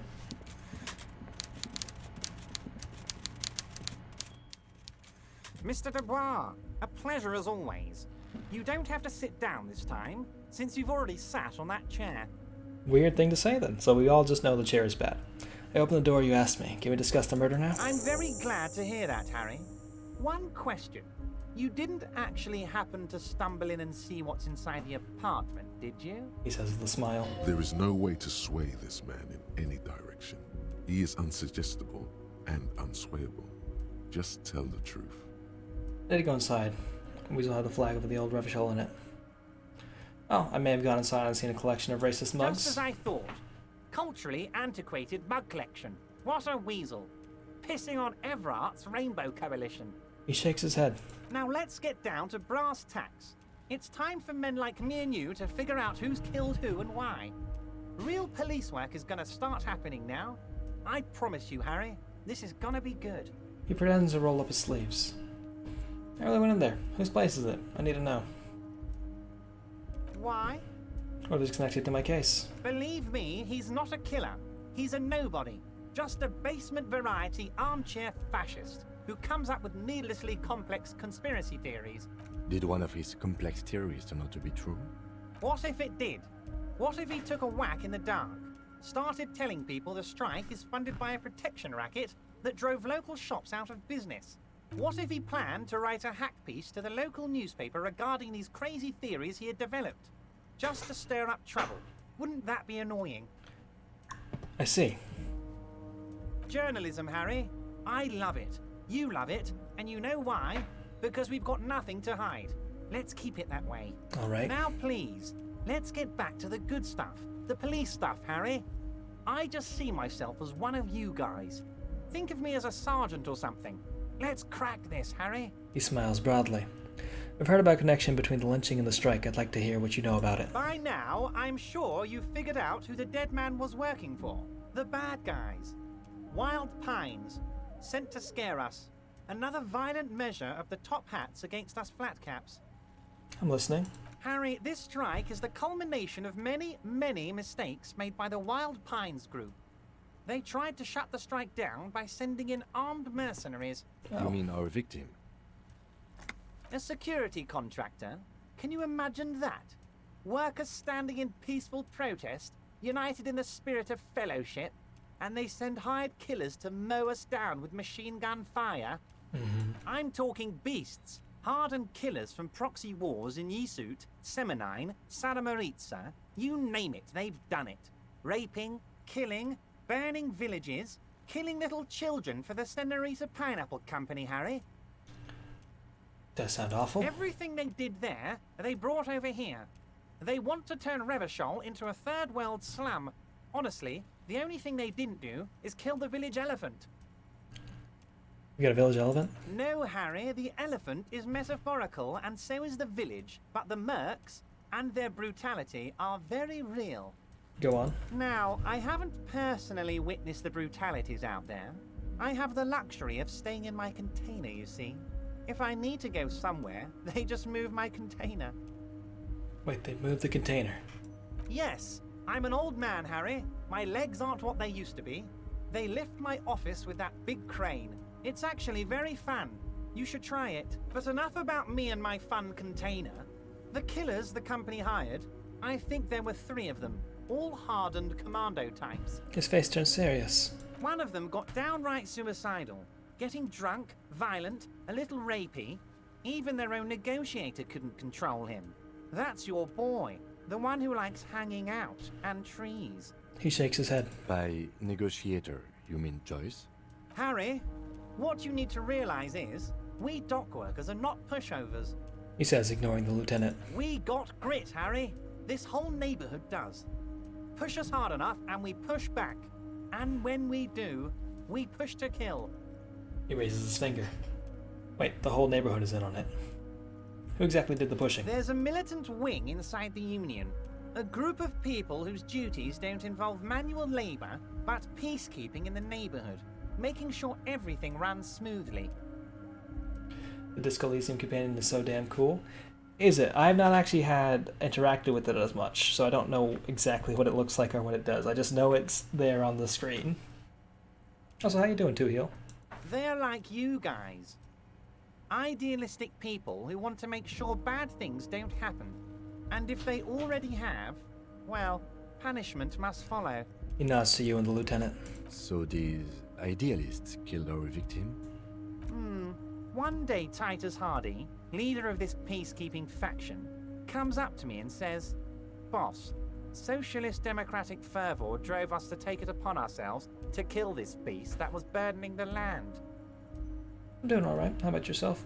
I'm doing fine myself too. You know, just had a string of like early days coming up ahead of me. Last one's tomorrow, so I'm excited. Gotta get up tomorrow at like 6, which is early for me normally. I'm gonna make a long drive. It's gonna be fun. I'm excited. So outside of that, I'm just doing fine. He probably worded it differently, but that was the idea. Sure sounded to me like they killed him. I gave them 2 weeks paid leave and told them to lay low to avoid retaliation. He chuckles. Aren't you worried we might arrest them for this?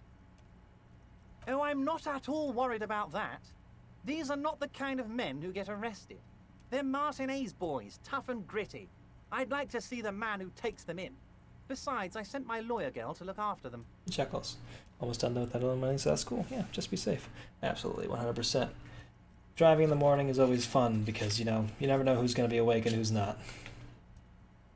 If he's just boasting, then it sure doesn't feel like that to you. He's not worried. Any of the mercenaries were hired by the shipping company. How do I know? Let me tell you about these people. That's their MO. It's what they do. He slams his fist on the desk. Last winter, some poor workers in Terminal E went on a little strike. The company sent in Sediment, a security contractor. The strike was over the workers' right to wear protective footwear, Harry. Oh, Two Heel. I had to dip out of your stream yesterday, but did you actually start playing the new version of... It's not... Alone in the Dark, the remake of Alone in the Dark. Because I think that's what you said you were going to start playing. These guys turn up and start beating people. Tell you what, Harry, I wouldn't be surprised if we got the same mercenary company after a little rebranding. And I'm sure as hell not surprised to see an army of scabs under my gates. So you believe the scabs were organized by the security contractor? You said it. Hell, one of those guys looks big enough to take down that proverbial elephant. Boys like that don't just happen to show up during strikes. True.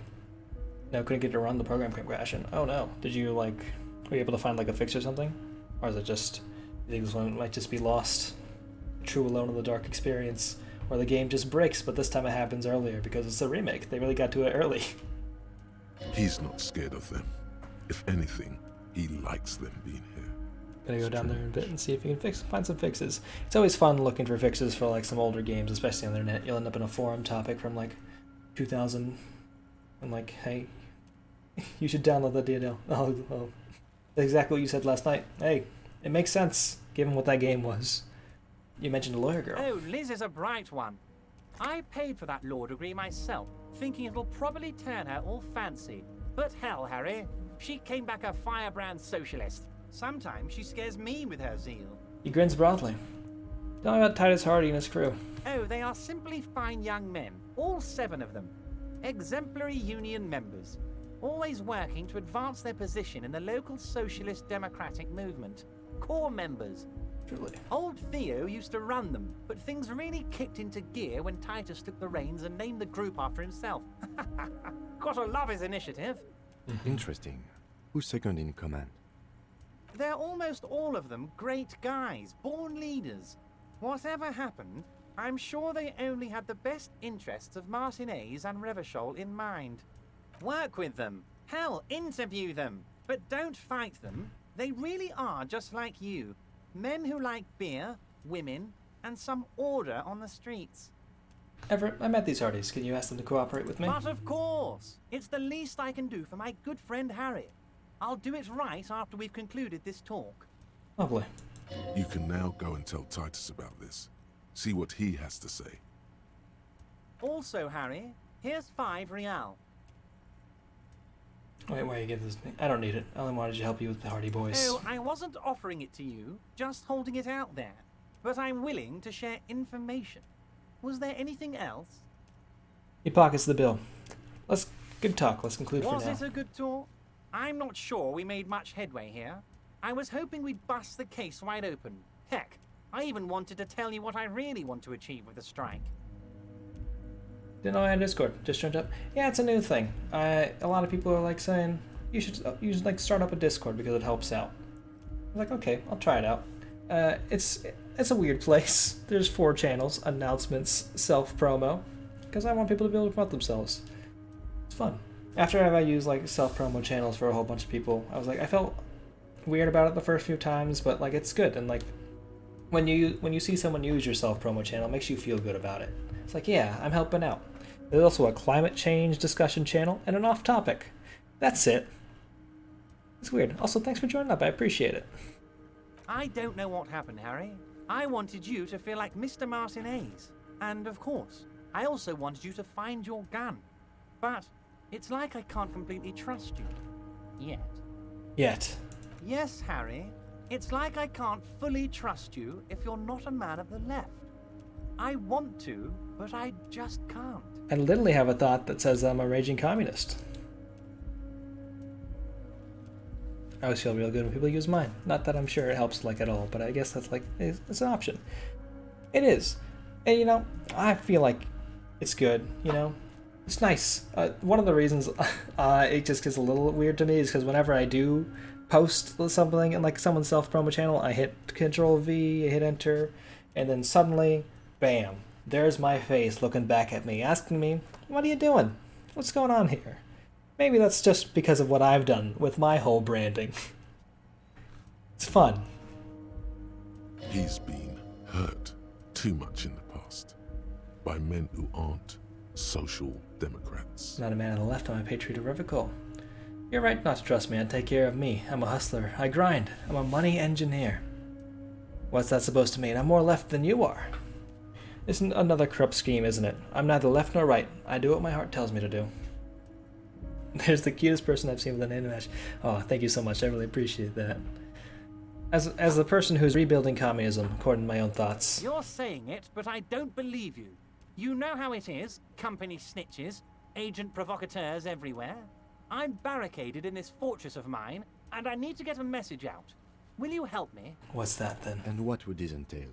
Good question, Kim. I was thinking the same thing. Once again, I require nothing unethical or illegal of you. You just need to get 2 little signatures on this piece of paper, and then mail it to my accountant in La Delta. Ah, he pulls out an envelope. Gotta have a gimmick. Gonna get it over one way or the other. True. One day. Maybe one day I'll go through like a wrestler rebranding where I stop using my face. Probably not. I just really like the face, even when it's staring back at me. A lot of fun.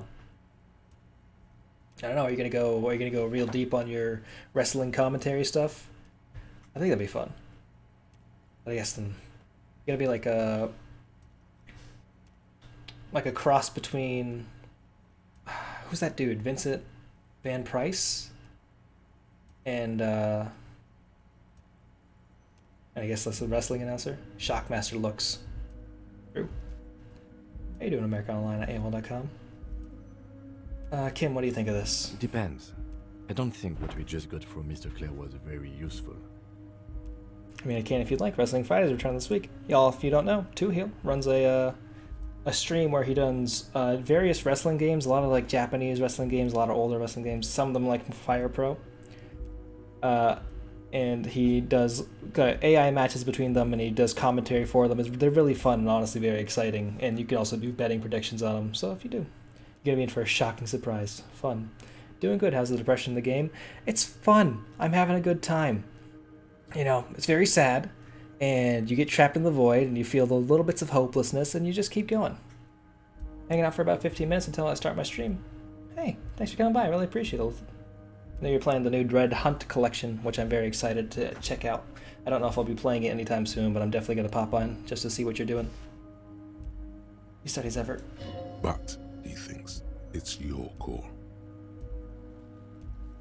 If you haven't seen Shockmaster World's Cutest YouTube, it's amazing. As I said, it weighs on me heavily. But once we get really talking, well, I'm going to hand you the keys to Martin A's, and maybe even help you figure out who's behind this killing. So I'm not particularly familiar with Shockmaster is. I don't exactly know. Also, yes, I feel like I just talked about everybody, but I didn't mention America Online at AOL.com, if you don't know, is also a great streamer. Who's playing through a few games right now. Yesterday she was playing through Monster Hunter Rise, which is fun. She's themed her cat after her own cat. And also, just now, playing through Kingdom Hearts 2, the first time, which is a fun adventure. Watching someone go through Kingdom Hearts for the first time. That game is a weird thing. The construction around it, the game itself, every aspect of that game is like, how did this happen? And why is it working so well? It's fun. Twisted my arm and I followed. Oh. Hey. What are the signatures for? I'm glad you asked, Harry.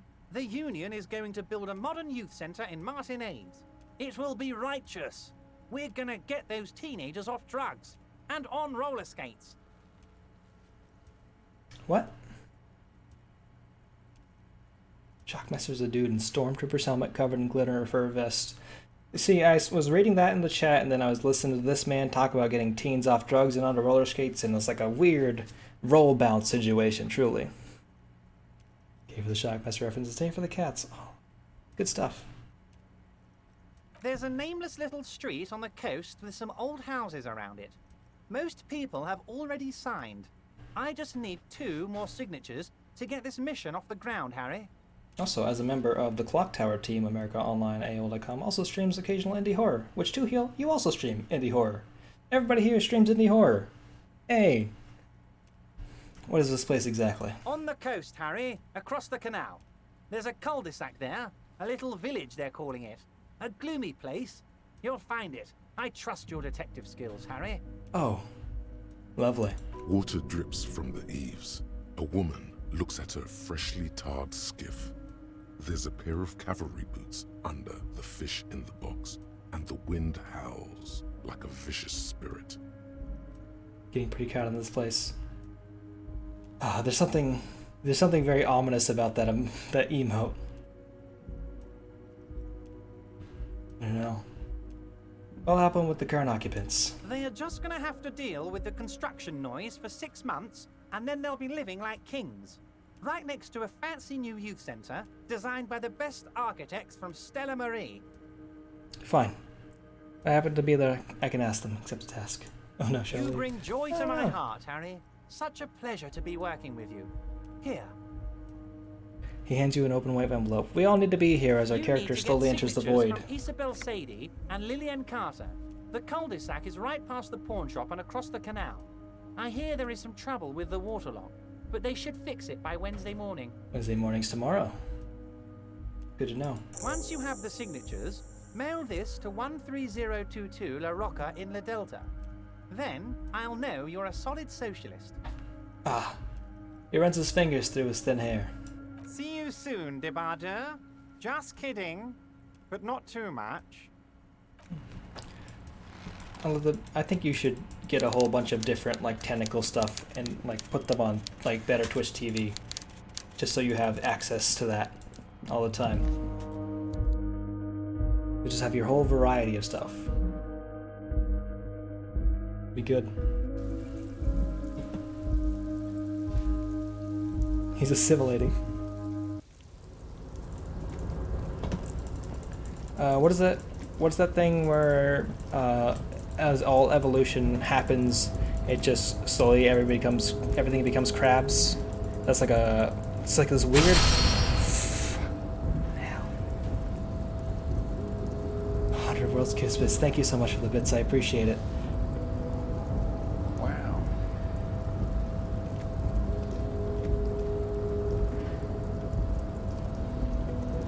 But truly, I need to do something about that sound. That sound is horrifying sometimes. Just an absolute shock. Once again, thank you so much for the bits, I appreciate it. And the thing about crabs, there's a whole thing in evolution where people slowly become crabs, or all evolutionary trends go to crabs. It's like this weird theory, I don't know if it's based in any truth or reality. I want to say it's called like carcinization, but I don't know for sure. It's just that, but with squid. This bit thing is loud and I love it. It is very loud. But you know, sometimes you just gotta be curious, gotta do his thing. He's got his money in his hand, he's about to pop it all out. It's great.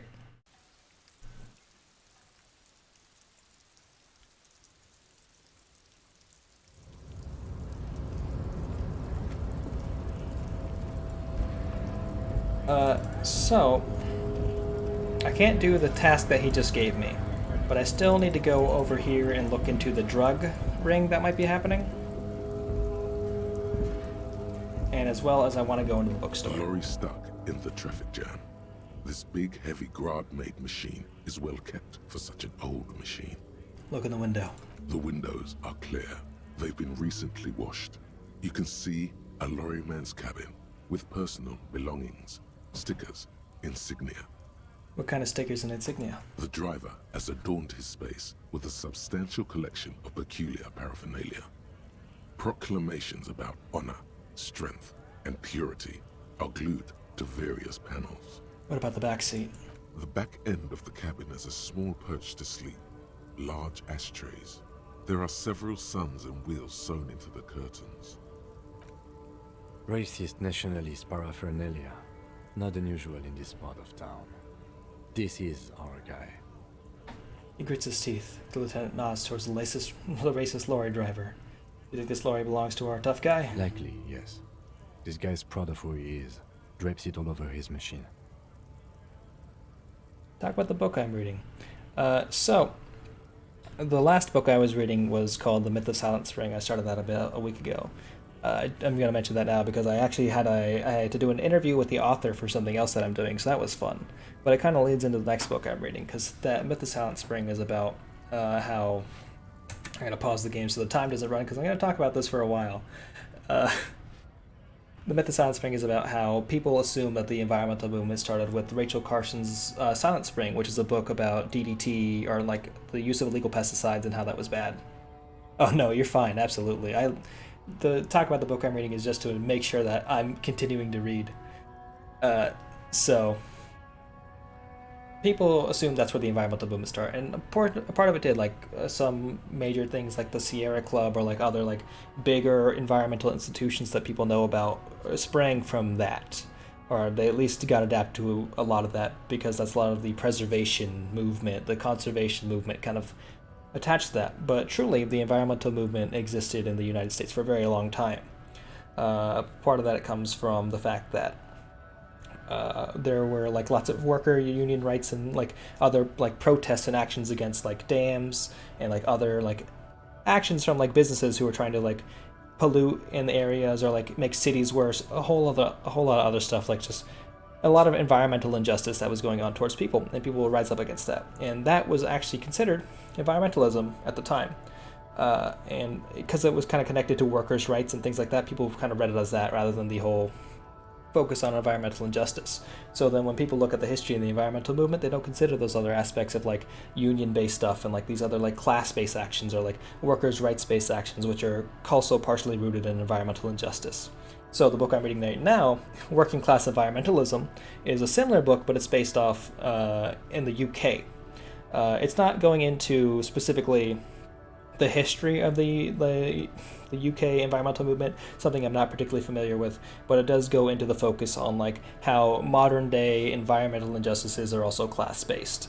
And the author kind of makes this whole like kind of big spiel at the beginning, because I'm still in like the definitions section, because if you're reading like an academic textbook, they'll do the first chapter is the introduction, here is like all the concepts that we're going to be talking about, here's a bit of the history, and the second chapter is going to be like, I have to define everything, this is what I think class is, this is how I'm going to defend class, this is what I think prejudice is, this is how I'm going to defend what prejudice, like my definition of prejudice, and here's how I'm going to defend environmentalism in class, and here's how I'm going to use those concepts and texts throughout the book. So a lot of it is like kind of focusing on, hey, environmental injustices are happening to people. I also read another book in between that, which is Unequal Sustainabilities, which was a book by an economist, which is, if you're reading a book by an economist, you know you're reading a book by an economist, because they focus so much like on numbers and things like that, like a lot of statistical stuff. It's interesting, but it's more like a weird plan about how they want to switch off of using GDP as like a measurement for wealth and rather use something else. There's also a few other things about how we need to focus on sustainability in terms of like sustainability as an aspect of the economy, and something else I can't quite remember because I read a bit of that book and was like, I actually don't need to read this book because I'm reading Working Class Environmentalism for something I'm doing for school, because I have to write a book review and try and get it published somewhere, which is going to be a whole other fiasco. Anyhow, that's the book I'm reading, Working Class Environmentalism. It's good. He was acting tough before. This probably scared him a bit. Who knows when it will come in handy? A slightly scared, racist lorryman. Lovely. Here's a car. Loophole, publish it on your Discord. Strong concepts, truly. I'm sure my professor would be like, you publish it where? The World's Cutest Gamer's Discord, on the World's Cutest Discord. Well, can't get more prestigious than that, can you? Yeah, a lot of it is dealing with a lot of like concepts rather than actual like sustainable material action, which is, hey, that's what you're going to get when you get into an academic text. These people aren't like creating policy. An old monument stands in the middle of the traffic island, pointing towards the sea. Looks as if it resembled piece by piece, secured and mounted in the air with the aid of numerous ropes and rods. I don't have a command for the Discord yet, but I did create a Discord a few days ago, so I'm trying it out. If you look down at my profile thing, you'll see my Twitter account, then my Discord. You can click on that. I can also scroll up and probably grab the link to it as well. That's probably a smarter way to do that. There's not a lot you can do in there. Whoops.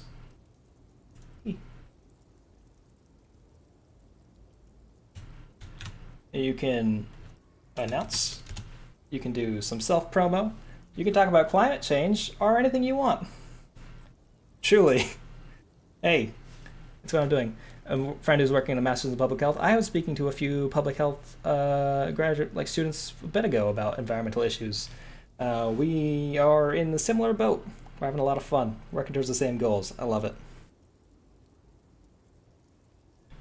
It looks as if it's been resembled piece by piece, secured and mounted in the air with the aid of numerous ropes and rods. Who's this? A silver plaque on the statue's pedestal reads, I am Philippe III, the Squanderer, the greatest of the Philippian kings of Revachol, son of Philippe II, the opulent, father of Philippe IV, the insane. What did this king do? What did he do? You have no idea what you did a week ago. How would you know what this guy did many centuries ago? I feel like it's one of those situations where I know vaguely about carcinization, so maybe that could be like that. High above you, the king stands triumphantly oblivious to your memory trouble. One day. I'll come back for you, buddy. But I'm gonna take this $1.36 because I need to pay rent. And I'm gonna forget to open this box if I go talk to that lady first. A white tank top. Looking good. The small, wrinkled woman does not greet you. She nods along to something on her radio. A photograph is clutched in her hands, and there is a warm smile on her face. Lovely. It's the warmth of a winter night's fire. Maybe she could give you comfort and shelter. Some cigarettes and food money.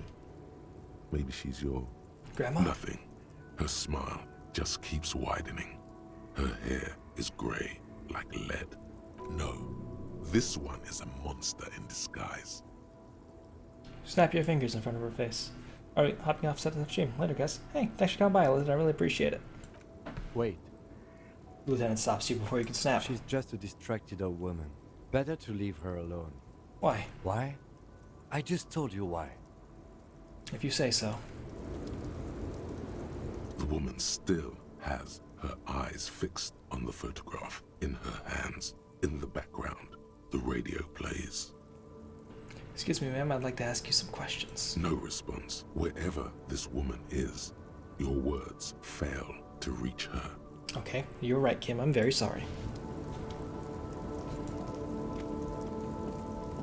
Is there something over here? There's a box. Ruins full of snow. No one lives here anymore. Huh.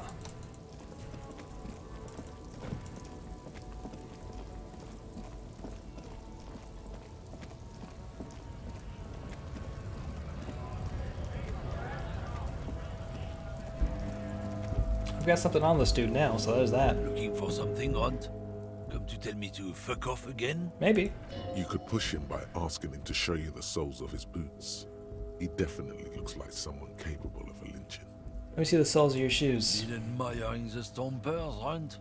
For sure, I can demonstrate them. He lifts up to show you his left foot, then the right.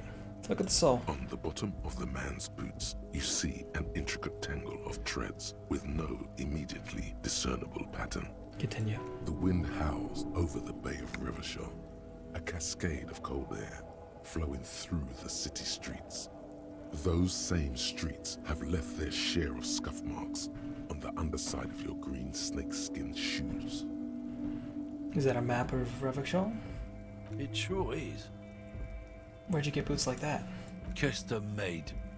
Cost me a pretty penny. He rubs the back of his balding head. Why?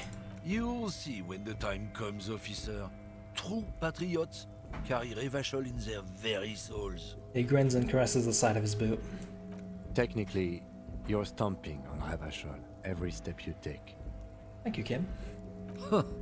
I know you people don't understand poetry. We're done for now. I thought I could really get this guy on something. I don't know. I have nothing to get at him for. I just don't like the guy. So the bookstore's up there, but I believe, yes, there's a man down here who I've not spoken to. I'm not going to be streaming for much longer, because I'm trying to do shorter streams. I was trying to do 3 hours, but... A street vendor surrounded by a motley assemblage of goods. When he realizes you're looking at him, his face breaks into a wide, welcoming grin. I was trying to do 3 hour streams, but I feel like this game is going to take a little bit more time. So, you know, just keep going. Hi. The name Silen is embroidered over his breast pocket. Happy shopping, officer. Everything's cool here. Gives you a thumbs up. What's so cool? Everything's cool. The goods are cool. The customers are cool. The place is cool. And one more thing, officer. What's this? From out on the bay, a cool wind gathers. It sweeps into the city, tugging at the textiles hanging around the stand. Some distance away, the sound of a tin can clattering across the street can be heard. You're very cool. Bang, bang, bang, bang.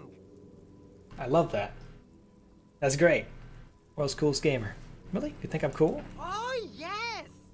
You got style. You got personal style. You know what you like.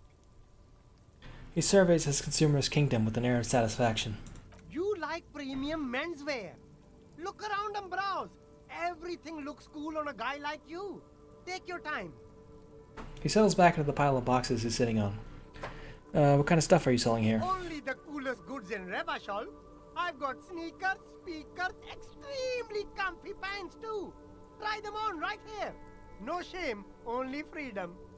Where'd you get those comfy pants? I'm an entrepreneur, officer.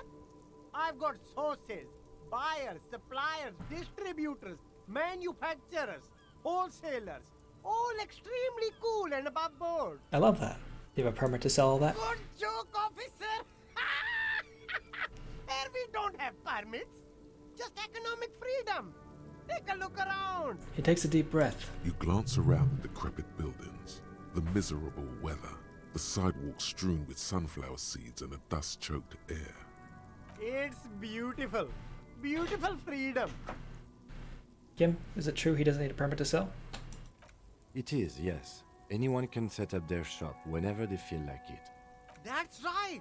No permits, no bureaucracy. That's why this city and its law officials are so cool. Okay then, no permit then? Cool. Hyper cool.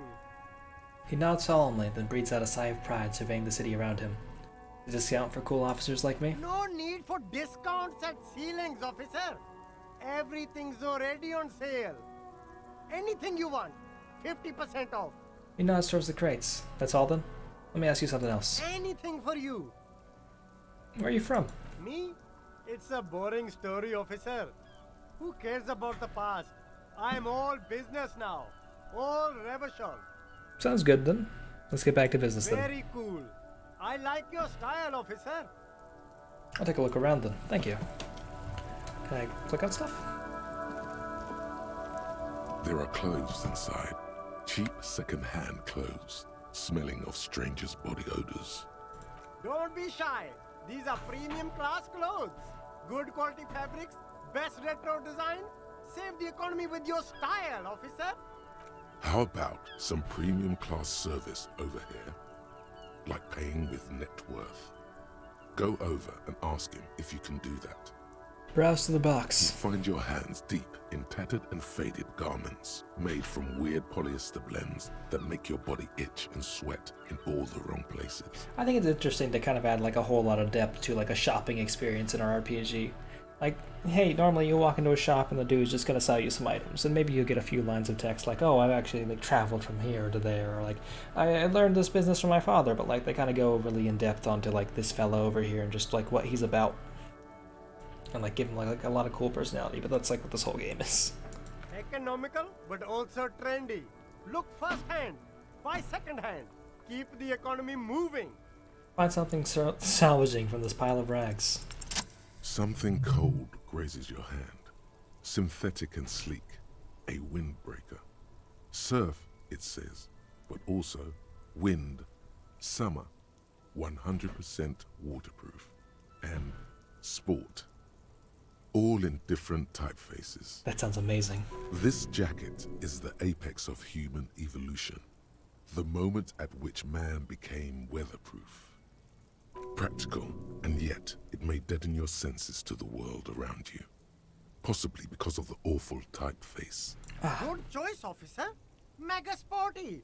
And it's only $4.50 for you, sir. I don't have enough money to pay that and also get rent, so I'll come back for it. How about over here? You see two lowly, defeated speakers, thralls, slaves basically, perched atop them like conquerors surveying the land. A pair of found, durable wear sneakers, ultra serious. I can see you've a taste for luxury, officer. Can't keep your eyes off those sneakers? Says the shopkeeper. Speaking of luxury, you should go over and ask about paying for those sneakers with your net worth. Inspect the sneakers. A pair of found ultras. The design is impossibly sleek and simple. A futuristic silhouette with a sleek monochrome colorway, a jet black upper, and a silver-lined midsole. Those sneakers, mister. Those sneakers are the latest found sneakers. Super air, super fine, super cool. Only 50 real. $50 for sneakers makes sense in our economy, but where I'm paying $20 to sleep at an inn, I don't know. Inspect the speakers. +1 to reaction speed, +1 to hand-eye coordination, -1 to encyclopedia. These are great.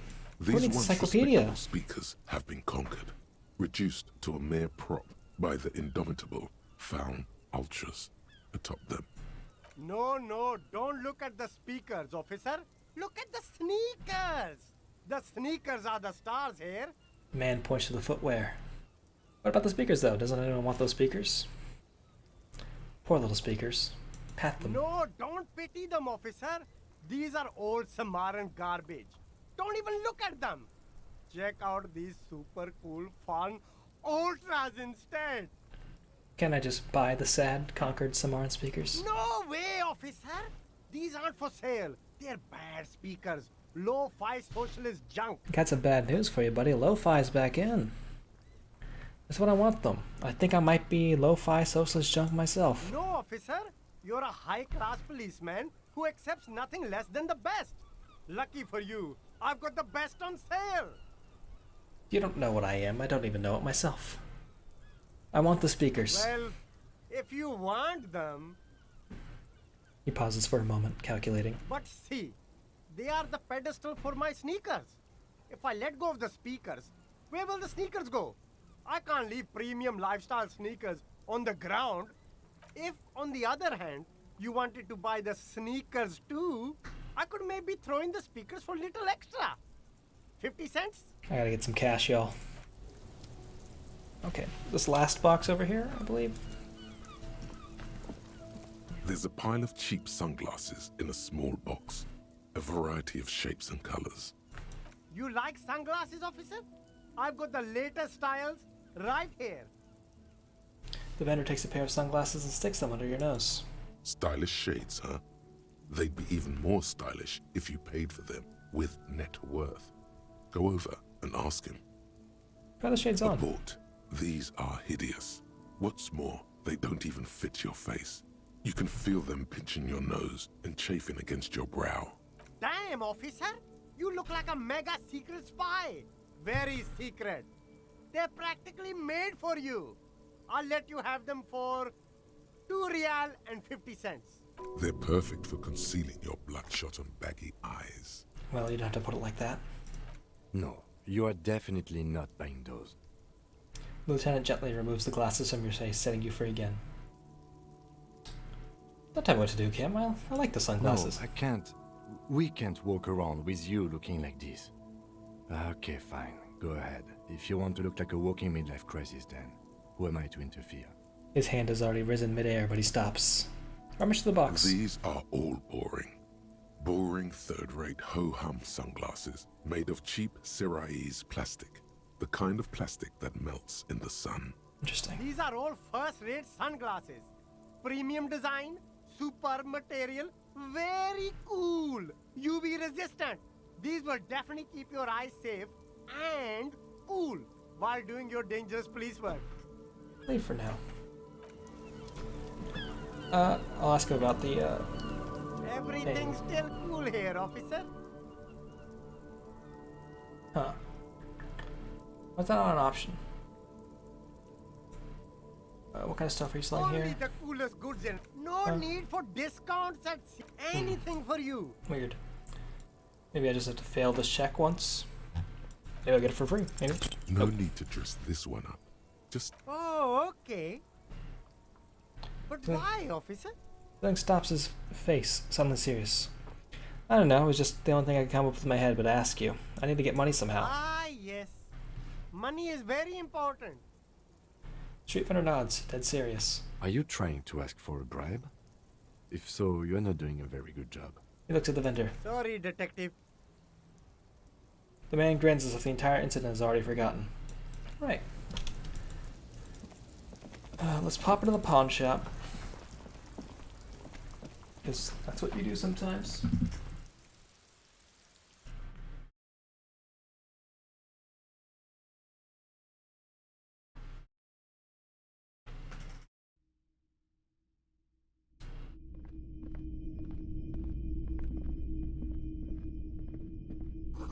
Some kind of machine, an antique cash register. Bust of woman. The plaque simply says DIE. BEI. In the dark, a film projector is wearing away. You see rows of toy soldiers guarding the rest of the trinkets displayed on the table. Some on horseback, others in rags, others yet in bright blue uniforms. All are stern and unyielding in their duty. Try to find something pretty and cool here, then use it to win her back. Win her back? Yes. Buy something nice. A figurine. Inspect the knights on horseback. Big men on big horses, clad in lamella armor and carrying flintlocks, the kind that would mow down a line of enemy soldiers in the blink of an eye. What are the knights on horseback? Who are they? Franco-Nigerian knights. I used to be very serious about these guys. Looks at the dusty figurines in the dim light. A long, long time ago. Inspect the uniforms. They're not all blue. These figurines also wear gold coats and caps, complemented by orange trousers. They are variously posed, wielding swords and rifles with bayonets. Wait, this looks like Rene, the old guy who's playing pentak? I guess that's their word for bocce ball? This is what the loyalists looked like, yes, at first. Then they wised up and got camouflage. He inspects the figurine. Are these royalist soldiers? Which ones? Ah, those. Yes, they are. I find the paint job a bit gaudy, but children like the bright colours indiscriminately. Truly, truly. Inspect the figurines and rags. This set of soldiers isn't meant to look impressive. A few have rifles, but most of them carry pistols. Some even shovels and tall sticks. What are the figurines and rags? Are these even soldiers? You're probably talking about the revolutionaries, yes? Yes, they are soldiers. Revolutionary soldiers. The man behind the glass answers. I think their poverty has been exaggerated for effect. When you place them next to the royalists, it doesn't seem like they could possibly win. Impossible to win against the cohorts of capital. Ask my friend Gart, whose bitch it made me. Wow, lovely. It's meant to give people hope. Even we can do it. Maybe. He seems to have his own take on the conflict played out in perpetuity by these toys. Might be interested to find out what it is. Pick up a truly cool figurine in the box underneath the table. Why? What's this? A headless man riding a horse? A headless man wearing futuristic tracksuit trousers that say found. What is this? Oh, that's the Headless Phone Rider. Who? The Headless Phone Rider. It's an urban legend about a man who rides the streets of Revachol sporting a fawn tracksuit. As you see, he's missing his head. He points to the decapitated figurine. 50 cents. Bargain priced. I'll throw in the tiny cap too. I think he's looking for it, or something. That part of the story has many interpretations. I'll buy it for 50 cents. I had to make a check for it. Did I mention that this figurine is supposed to be lucky? Always carry it with you. He grins. That was a very smooth salesman's grin that almost comes off as earnest. You should learn from him. Step away from the table. We got this thing over here. A typical Martinez streetlight sits among assorted floor and table lamps. Let your gaze run over the streetlight. The light pole has been carefully cut, and the wiring has been redone and attached to a standard indoor plug. The light buzzes faintly, but persistently. Is that a streetlight? Yes, officer. As you see, it's in perfect working order. Where'd you get this? It was brought to me to be altered. We are not here to investigate the theft of city property. He leans in so the pawnbroker doesn't hear him. You have to admit it's rather clever what he's done with it. He pauses, studying the light. How much for the streetlight? 700 real. A bargain, I dare say. A bargain? No, it's not. He's trying to sweet-talk you into buying trash. Even taking into account the risk of obtaining this light, it seems a bit steep. There's also the matter of rewiring, but the most important transformation is the light's placement among ordinary indoor fixtures, which has adjusted its morphological field. The light became suitable for use inside the home just a few days ago. I might buy that light someday. If I can put together 700 cash somehow, I'll do it. Mostly military wear with a few eccentric fashions thrown in. The boomboxes on the shelf look well-loved and well-traveled. Chipped, dented, they stare at you with the unblinking eyes of their tape reels. Stand on the tips of your toes to see more. One especially catches your eye. Deep gold and amber plastic with a big old handle on top. A classic boombox that says Stereo 8 approved.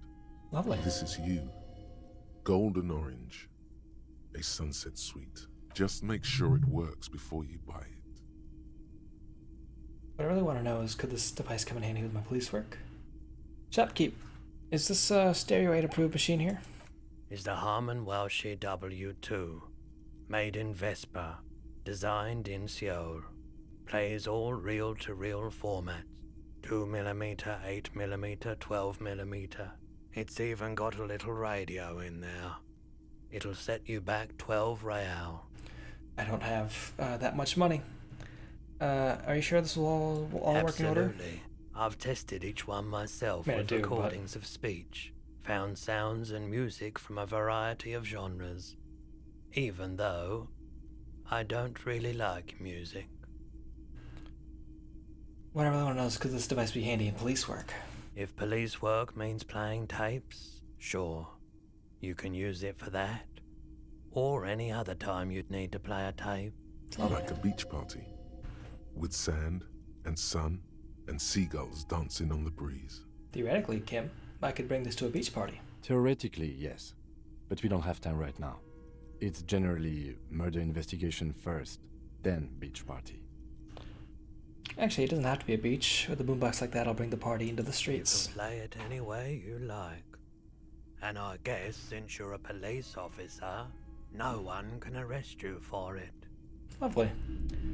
Well, I've been going on for a lot longer than I was planning on. So we're going to save here. We'll come back and talk to this guy and head to the bookstore come Monday. But yeah. Thursday, I don't know what I'm streaming. There's a few things that are in my mind. There's like a platformer that's coming out. That's like a small indie thing. I think it's neat. I've seen art of it, but I haven't like seen the actual gameplay, so I might look into that a bit. There's also this other game I've been playing on and off for a bit. It's called Rounds. It's like a short round-based multiplayer game. It's interesting, but I don't know if that's what I'll do. Sunday, I'll be playing more It Takes Two with Tiny Blue in the Co-op Cuties. That's our plan for now. We're really liking that game. It's really quite fun. And then on Monday and Tuesday, we'll be playing through more Disco Elysium. I assume we'll probably get past day 2, hopefully, by then. It took us a long time to get past day 1. So, for now, I'm the World's Cutest Gamer. There's a link to my Discord down there. I'll paste it again, even though it should be still in the chat right there. If you want to, go ahead and follow me. Yeah, that'll be fun. Makes the number go up, makes me feel good. And now we'll go see if there's someone to raid. Because as of right now, I don't know. Let's go through. Who's playing what? Oh, Prussian Green is playing The Legend of Zelda. So, I'm not raided Prussian Green in quite some time. So, we'll go send a raid over to her. Prussian Green plays through a lot of Legend of Zelda games, so I guess I don't know why I'm saying Prussian Green is playing Legend of Zelda. I'm just kind of expecting that. I don't know which she's playing through right now, but they're a great streamer. Thanks everybody for coming by. I really appreciate it. The World's Cutest Gamer. Bye bye.